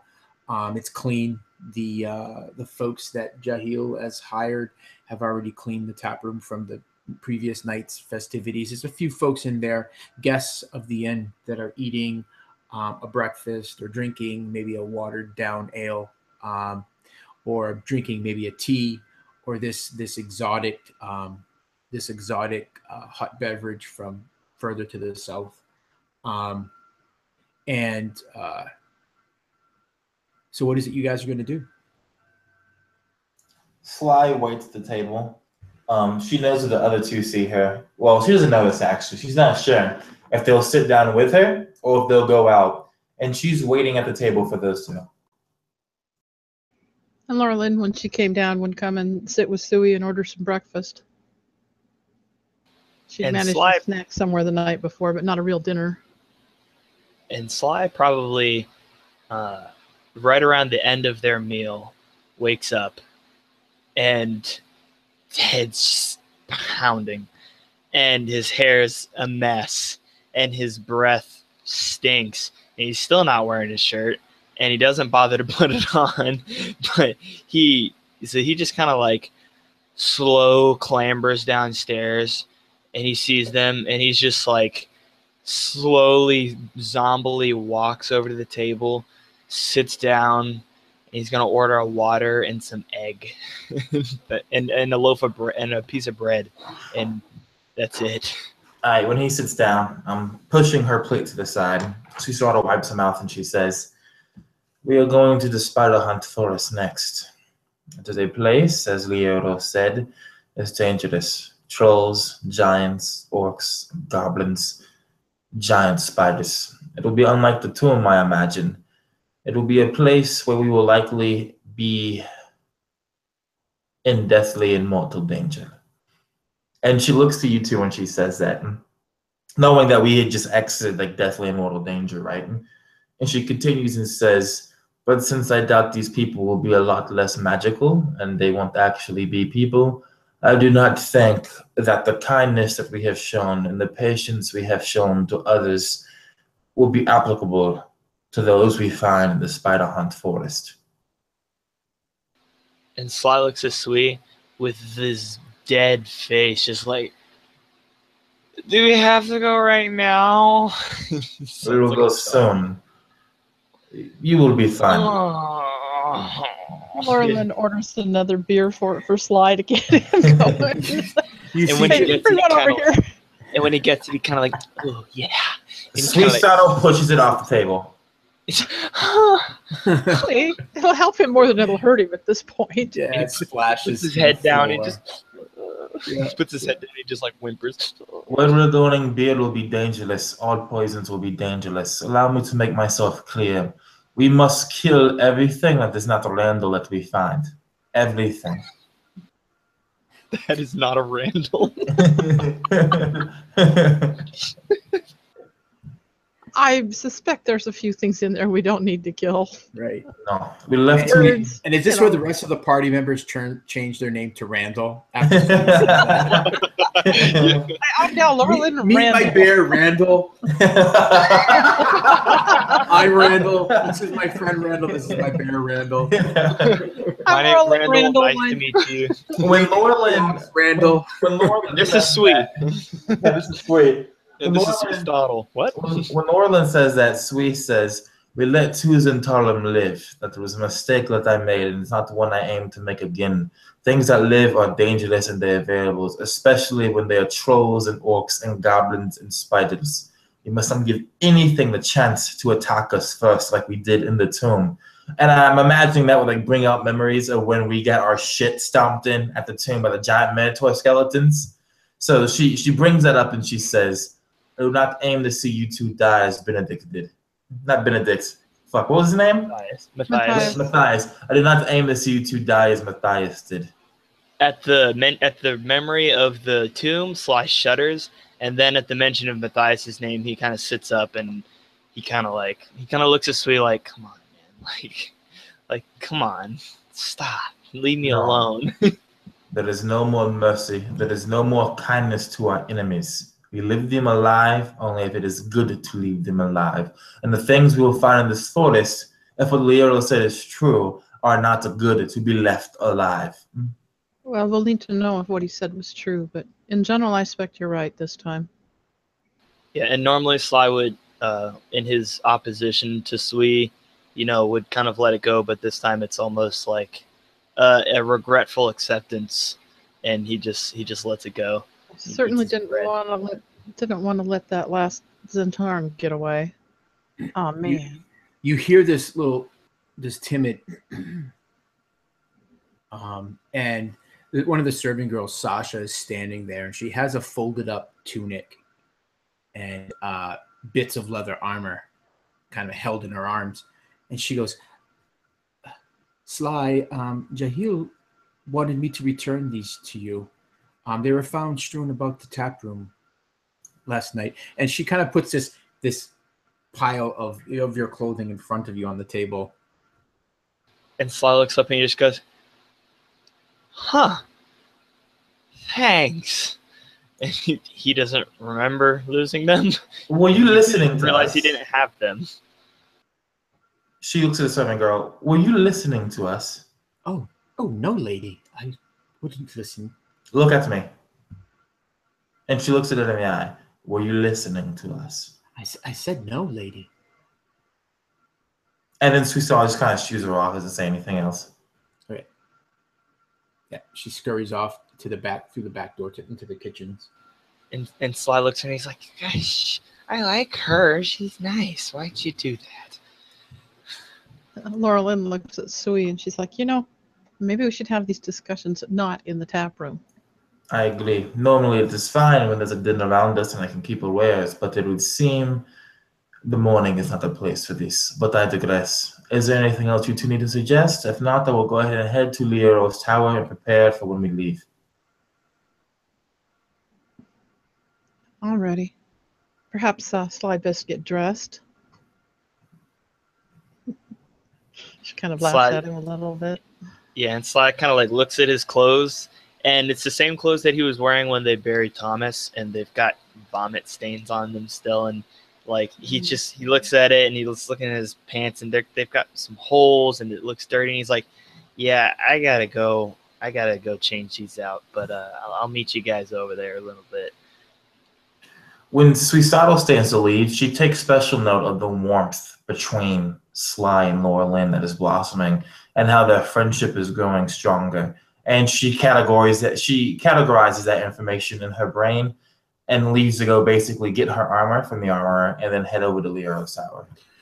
So another thing that Sui would do, Marquise, only because you weren't here last session, and I don't think you didn't watch the last session. One of the other things that Sui would do, and I say this in a calculative way, that you seem to play her, she would notice that Sly seems to have acquired some powerful magics, something that he hasn't manifested before. And you actually saw him with the sound of his voice. He has taken the weave and he actually used it to blow apart a couple of these Zhentarims that were attacking you. And not only that, but actually had shattered the bones of the horses they were riding. Yeah. I guess I kind of need to do this for Marquise because might be relevant or not. So Sly's kind of undergone a couple changes. So one thing that you would notice is the first things first is his once dirty blonde hair is kind of almost mixed together, and it's more of like an autumn coppery color now. His skin was once fair and is now kind of tanned. And like I said before, is kind of seems rough and coarse almost. He doesn't look as fragile as he did before. And when during that last fight, you probably would have noticed a very feral air about him and mannerisms, and you might have even seen his eyes kind of change to like a yellowish hue at some point. And throughout most of it, he was, or towards the end, he was almost like on all fours, like breathing, like heaving like a rabid dog almost. And with this information, before Sui leaves, she would stand and then she would look at you, Sly, and she would ask you this question. Have you had dreams of a feathered serpent lately? And Sly kind of looks at her, still hungover, and he says, your little friend. No, a bigger serpent. Oh, no. And he says it like with a question, like, should I have? Nodding at that, she would then turn and leave, not giving any explanation. And he just kind of like, okay. Just kind of goes back to what he's doing. Perfect. So sometime later that morning, you guys all reconvene at Elminster's tower. You having gotten new clothing, and you others just kind of making your way over there. So what do you do? Knock and enter. Yeah, Yeah. Lero is ready for your arrival, but you notice that when he ushers you into this same room, it almost looks exactly like it did the day before. Like very little has been touched, but there's a beautiful older woman.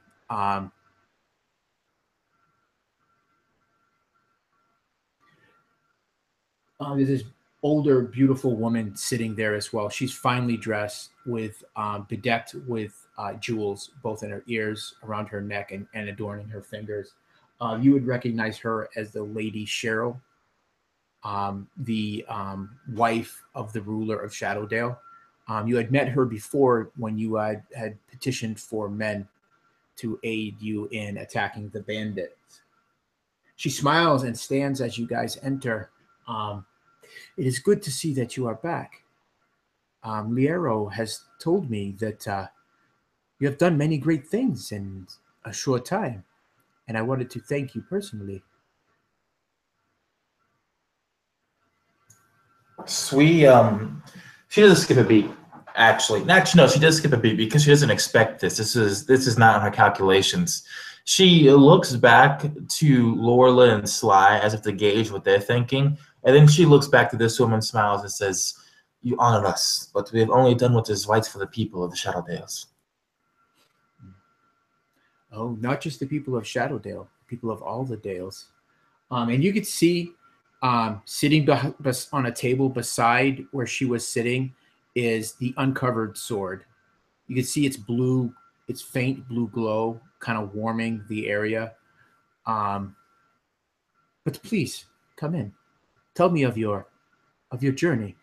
I would want to hear it. And we don't have to kind of break into the thing. If you guys kind of regale her with the story, we can kind of jump ahead to that. I think Sweet would let Sly do like most of the regaling. Okay. So maybe it's something that Laura Lynn and Sly do, and she listens very intently. You see those almost just like this anxiety in Lero as you guys are telling the tale. Not that he's heard the whole thing, but you could tell that he wants you guys to get on to the next thing. And as you finish, there's almost like this relief in him, and he says, "Oh, what a great story! I told you they are great heroes, and they will be invaluable in freeing Randall. Don't you think?" And she nods her head. Take it away, guys.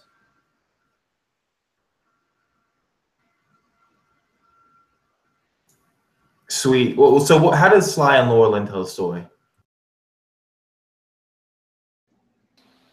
Sly probably tells it. He probably tells it too descript, and he goes over almost like when you tell your kid to tell the time that they went to the place and they did the thing, and they say, well, first we did this, and then we did this, and then this happened, and then, oh wait, then this happened, and he kind of tells the story like that. He's like, oh, and we were attacked by sturges, and then, oh yeah, but back to where we were, and then we got lost, and then we had to go back, and then we found this little place, and that's where we put Honey and Thomas. Oh, Thomas. So Thomas, we found Thomas and it's like all over the place, and Laura Lynn is kind of like interjecting here and there, like setting a timeline. If he forgets something or it gets too messed up, she's like, no, it happened in this order. Yeah, and don't forget that. Right. He's oh yes, right. And then he just goes on with probably the same basic thing, but says it completely differently in the order that she corrected him in. Now, Mistress of Shadowdale, we are going to go find Randall. But the Shadow Hunt is dark and full of terrors, and not a place that is kind to lost kings.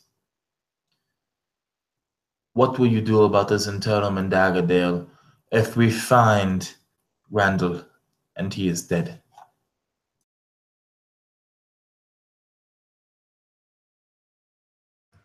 You see, she looks as someone that when you say something that she maybe doesn't want to admit or even entertain. Well, Randall does have a sister. If Randall were to die, then we have spirited her away and hidden her. Her brother is like an untamed horse. He cannot not so easily be convinced to hide until we have gathered strength, and he has followed his own path and leads a ragtag group. And she probably wouldn't say ragtag. Strike that. This ill-prepared group of rebels against the Zhentarim, but they will lose in time. We do not find Randall and return to him the sword. With that, he'll be able to gather an army behind him that would be able to fight and drive out the Zhentarim. And will this sister, if Randall is dead, will this sister be able to gather that same army? And you see her look at Lero, and he seems to contemplate it for a second, and he nods his head. We think so. Think so. Deborn blood runs through her veins. Holy crap! Oh man, it runs through her veins just like her brother Randall. I don't know much about the people of the Dales. I don't know what they value in their leaders. I don't know what kind of king they want, or what kind of king this Randall would be, or what kind of king his sister may be. But I do know the Zhentarim are dangerous, and I do know the Zhentarim, if left alone, will fester at any sign of weakness, like a cold sore, sprouting back up on the lip of the people here, claiming, festering, disfiguring. If Randall is dead, I do not believe that we should put all the eggs in the basket of the sister. I believe that if Randall is dead, we'll need to find ways to deal with his Zhentarim in more nondescript, less army marshalling ways.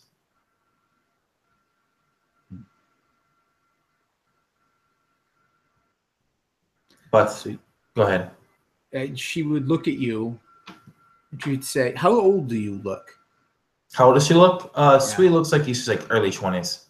Yeah. She would say, and you don't get a sense that this is insulting, Sui, but she says, "Girl, you do not look like you have enough years. Have you been to Daggerdale?" I have not, mistress. Well, you would need to see it. The Zhentarim. They have twisted their way into that poor populace. They would be not so easily routed or driven out. Do not see any other solution but armed resistance. There are even rumors. And she pauses for a second, and again she looks at Elminster's scribe as if questioning whether or not she should share the information that she has with the three of you. And while she's paused, Laura Lynn is like, if they are so deeply embedded in the populace, how are you going to know who to attack with your army?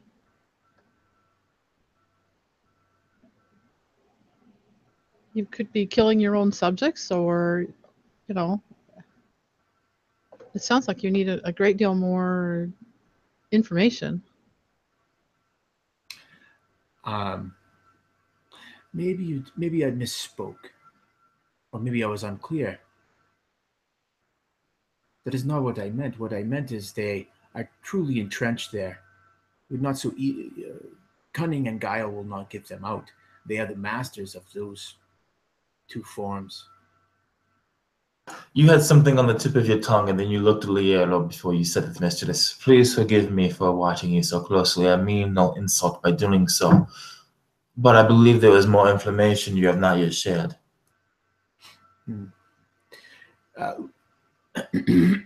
Lero clears his throat and he says,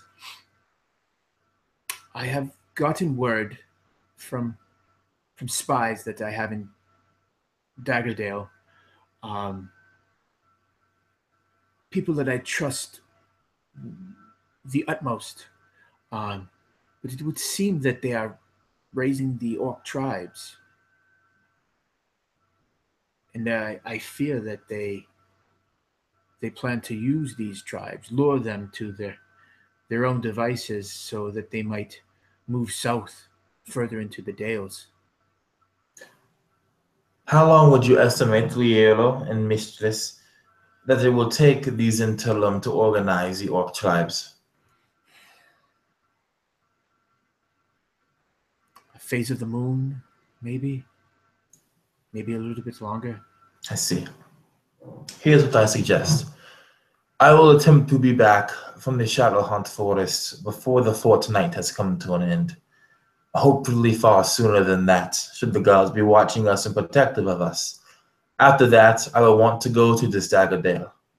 I believe there is much work to be done inside there that I specifically would be able to do. Right. Well then, and the lady stands. She says, well then, Godspeed to you and safety on your journey. May you find Randall whole and well. And she would smile at each of you and not shake your hands. I'm trying to think what kind of a greeting. Probably like a kiss on your cheek. And then she would excuse herself and leave the tower, leaving just the four of you there.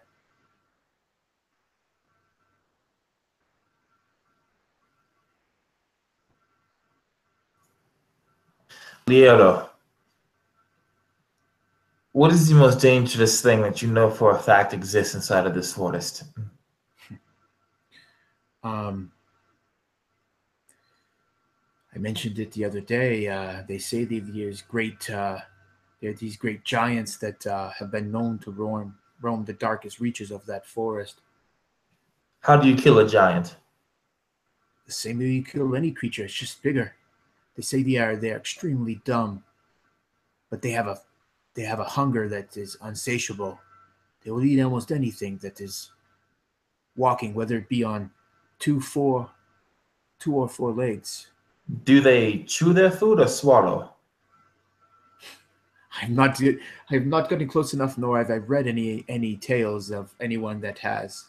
And I imagine this question is like a really weird question. So like even like Sly and Laura Lynn might be confused by a second. But in her head, she is thinking about how to trick these dumb creatures into being destroyed from the inside out by snakes. Right. But she also says too, he also says that is not the worst. As I was reading last night after you had left, there are whispers of a witch. A witch.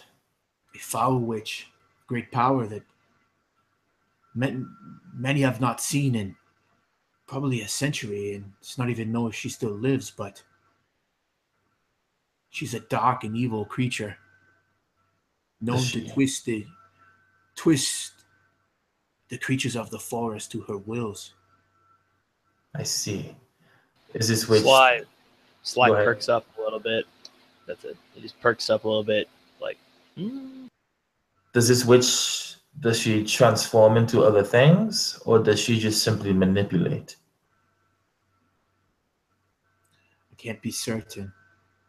They're only a hodgepodge of tales. It would seem that few who have ever encountered this witch have lived to tell They see. say that she wields a power on the mind, twisting it and bending it to her wills. At that information, Sweet stares off into the distance. She sees things, she thinks things, she imagines things. And then she nods as if that never happened. And she says, "Then we will be going. Then thank you very much for your information, Lielo." He nods and says, I have made preparations and prepared for you things that you will need. And you might have noticed maybe as you came into the tower off to the side, there were supplies that were stacked up. Now, are you guys planning on taking your cart and Lulabelle with you? Or how are you guys planning on? Does the map show like how heavily forested this place is? It's pretty heavily forested. But you do see these maps of varying ages. But as you're pouring kind of through them, maybe there's a moment where you guys are kind of looking through this stuff. And you can see in one of the older maps that there were once roads that were cut through the spider haunt. Liero says that many of these have probably overgrown, given back over to nature. But it may be that you might still have them. Oh, and one other thing, I forgot this. One other thing that he says is there is rumor to be a population of forest gnomes within the spider haunt. He says if you can find them, they could potentially be an ally for you.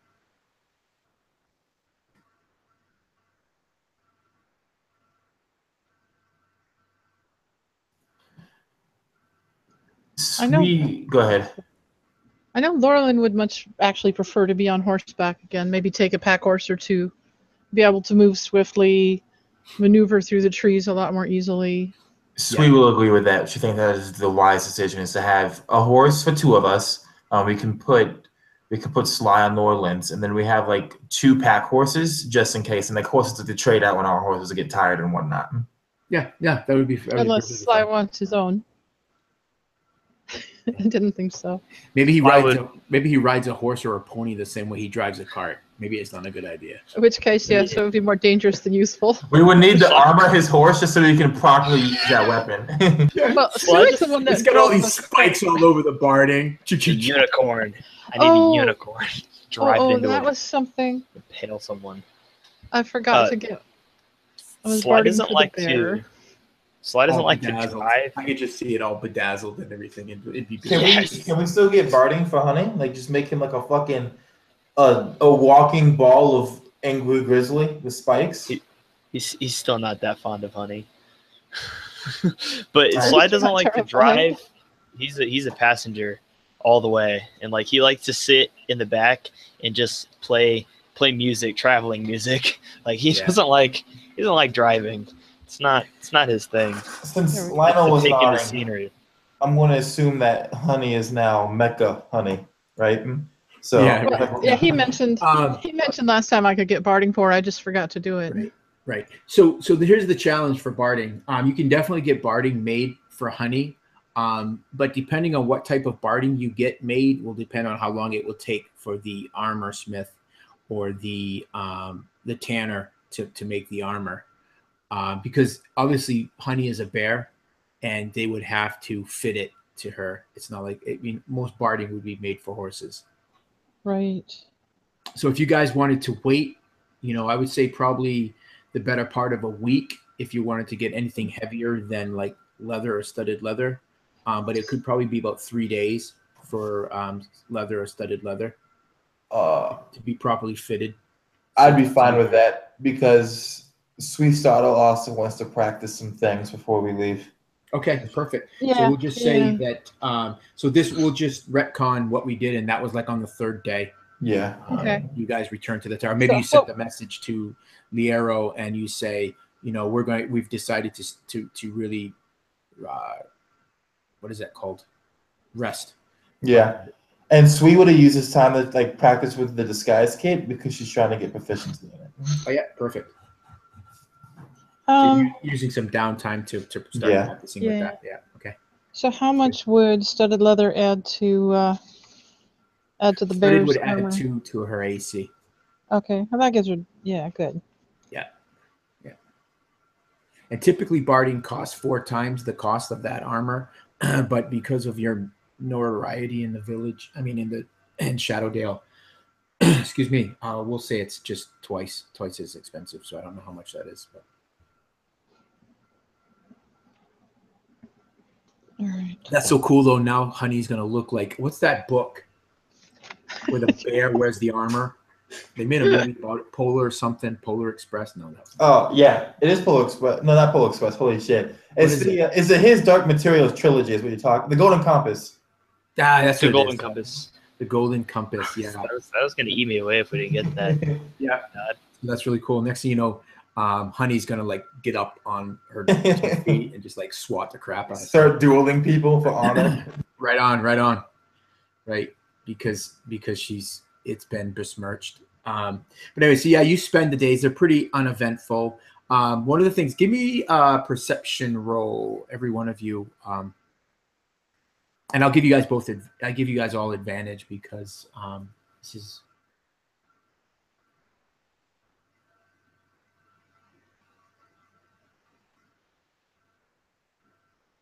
$18. Wait, let me see if it was actually 20. Nope, still 18. Yeah. So all of you guys notice this. Maybe not at the same time, but it's as you're in and out of the inn. One of the things that you notice is missing is Bagilda. She was the old minstrel that you guys always saw at the inn. She was always kind of crooning away, playing at a lute in the tap room, kind of singing a song. You've even done a few numbers with her while earlier on, Sly. But she's been notably absent in the days that you've been at the Old Skull. Probably one day while Sly's there, just having a drink, he noticed it's kind of quiet and there's not a whole lot of people in there. So it's really quiet. And he probably looks at Jahil and he says, "Where is the entertainer, Bagilda? Where's Bagilda?" And she says, it's the strangest thing. The woman had worked here for years and was always never missed a day. A couple of days after you left Shadowdale, she disappeared. Not a word.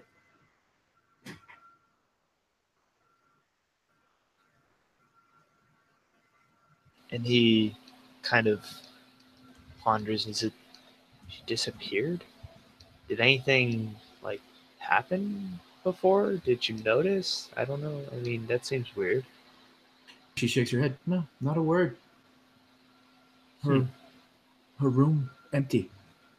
Stripped clean of any of her stuff. And he kind of like sits up. Did she have any close friends or family in town? Anybody really Nope. She's lived here for about just a season more than 10 years. Oh. Okay. And for her to just up and leave is not something that usually happens? No, I believe she does have family in Cormier. Maybe I'm assuming that's where she went. Yeah, that's probably where she went. Yeah, Sasha told me that she received a missive or something, some sort of note. I just assumed maybe she got word from her kin that maybe someone was ill. Yeah, Sly would kind of stop, Marquise. Sly kind of, yeah, that's probably what happened. But exactly what in the back of his mind, he's thinking with all of the activity that's been going on, like 10 years. 10 years to just, all of a sudden kind of randomly up and leave without word, and with all this Zhentarim activity. Yeah, you seem to have gotten Jahil's attention. She goes, "Do you think it was something else?"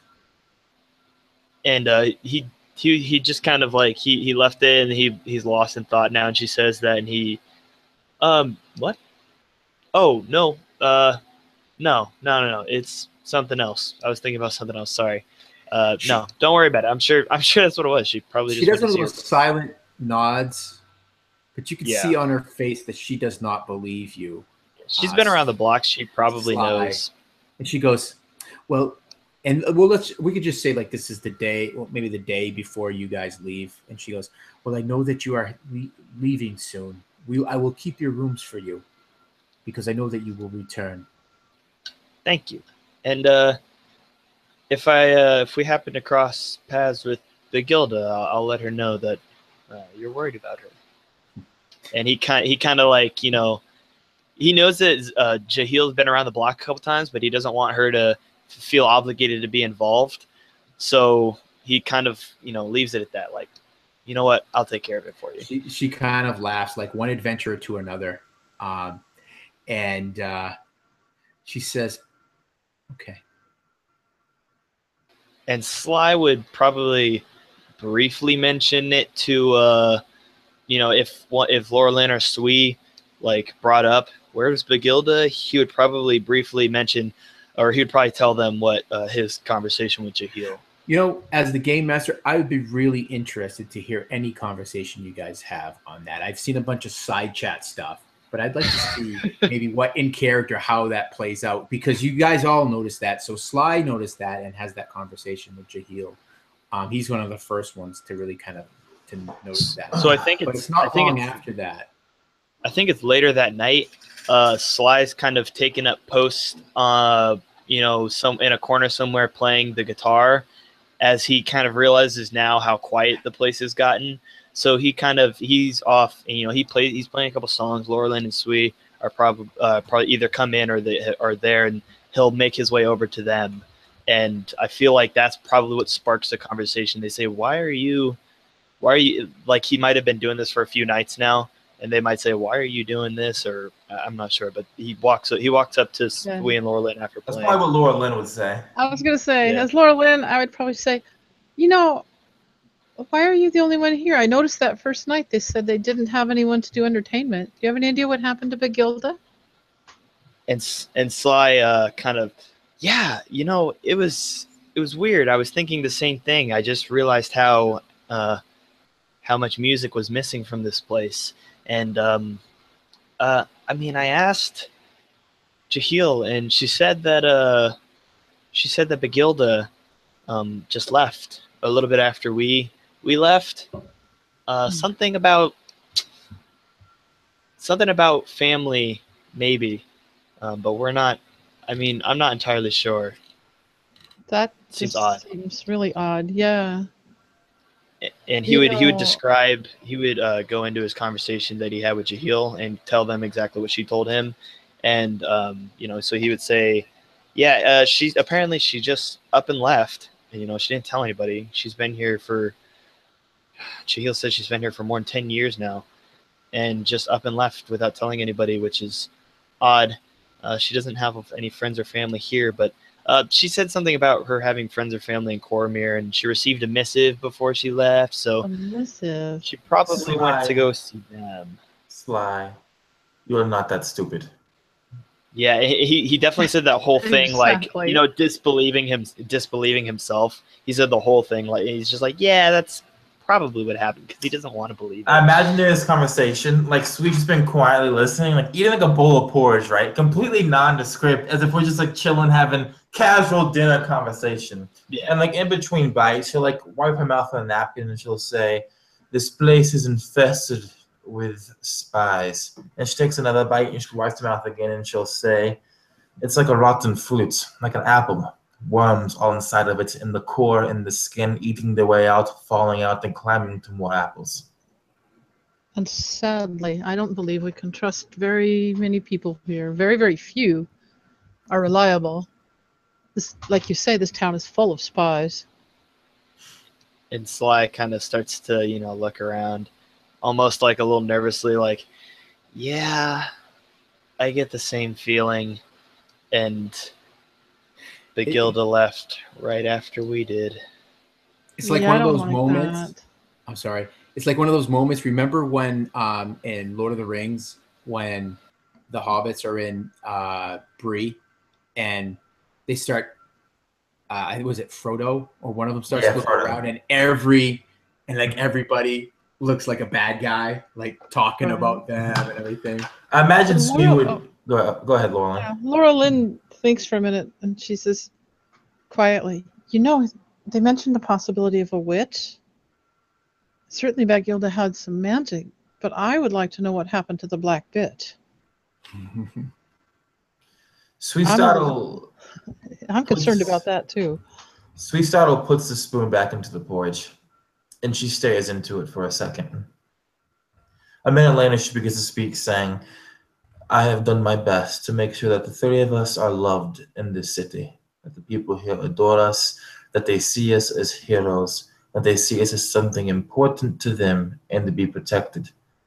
However," and when she says this next part, she pushes away the bowl, and she looks at you two and she says, "Everything that we do, everybody that we encounter outside of this city, every battle that we have, if we spread information about it, it must be half truths. It must be false. It must not be true completely. We cannot let them know what we are doing, because it will get back to the Zhentarim and to our other enemies, such as the Black Bitch who had been spying on us from the inside the entire time we were hunting her down. But I will say this. The reason I want to go to Daggerdale after we return from finding and saving this Lando is because I want to try and worm my way. I want to try and find whoever counselors are controlling the Zhentarim and Daggerdale, and I want to take control of the Zhentarim myself and destroy them from the inside out. That is my plan.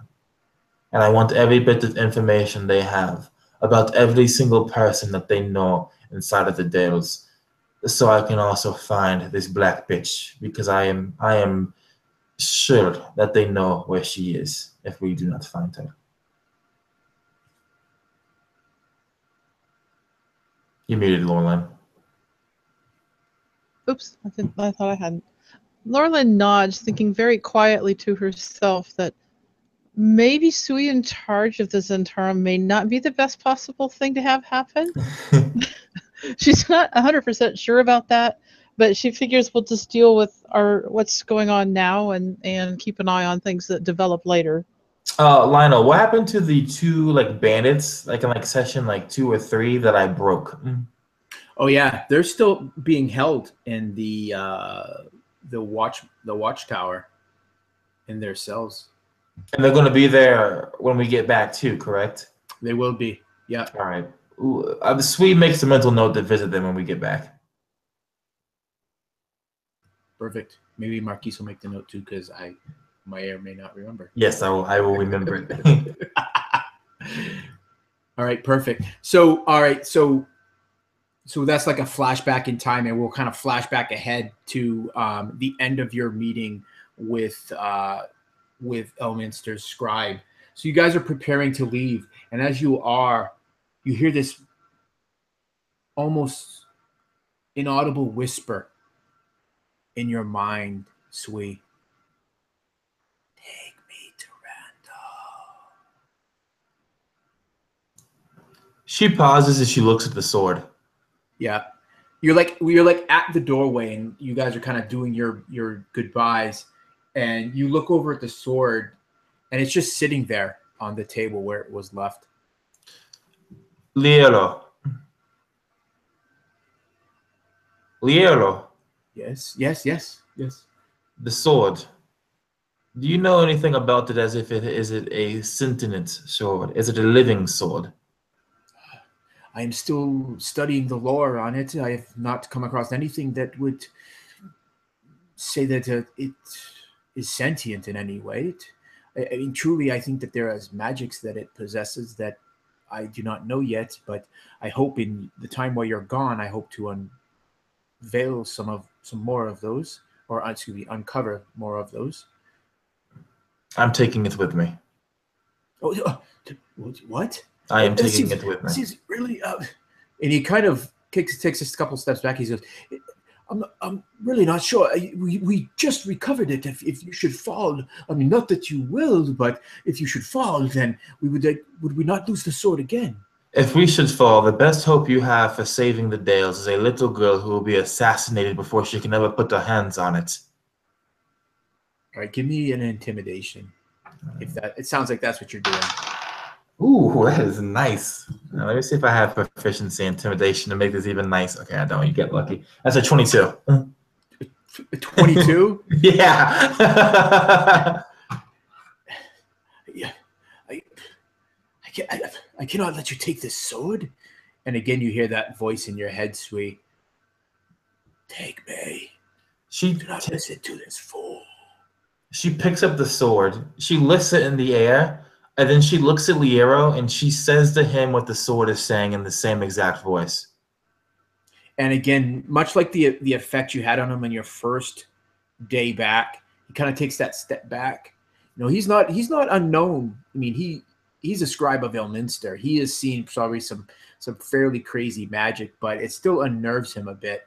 And he says, maybe you already did more than I think most would have expected. Maybe the sword will be safer with you. Do you have a scabbard for it?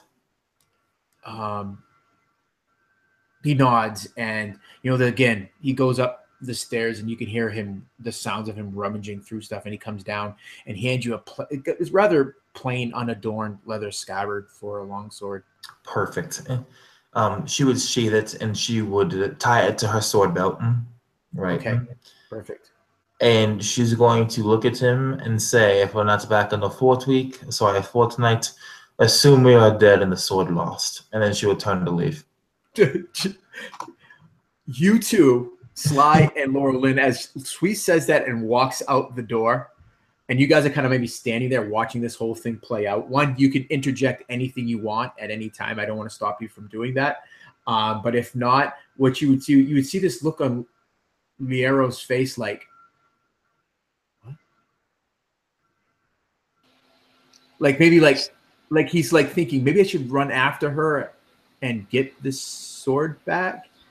Laura Lynn just looks at him and she goes, "Let her go. Let her go.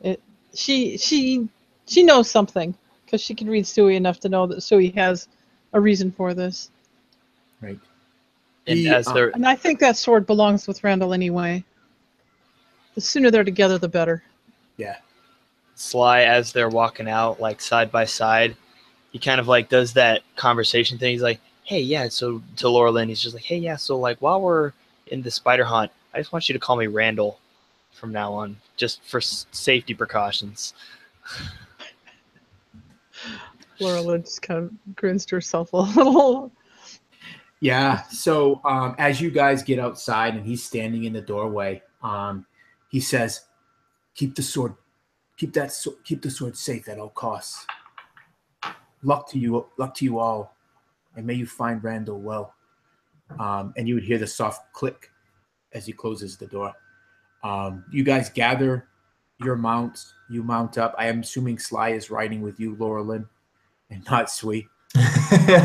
For some strange reason, I think so. My mount is not the prettiest, but she's solid and she can handle a load.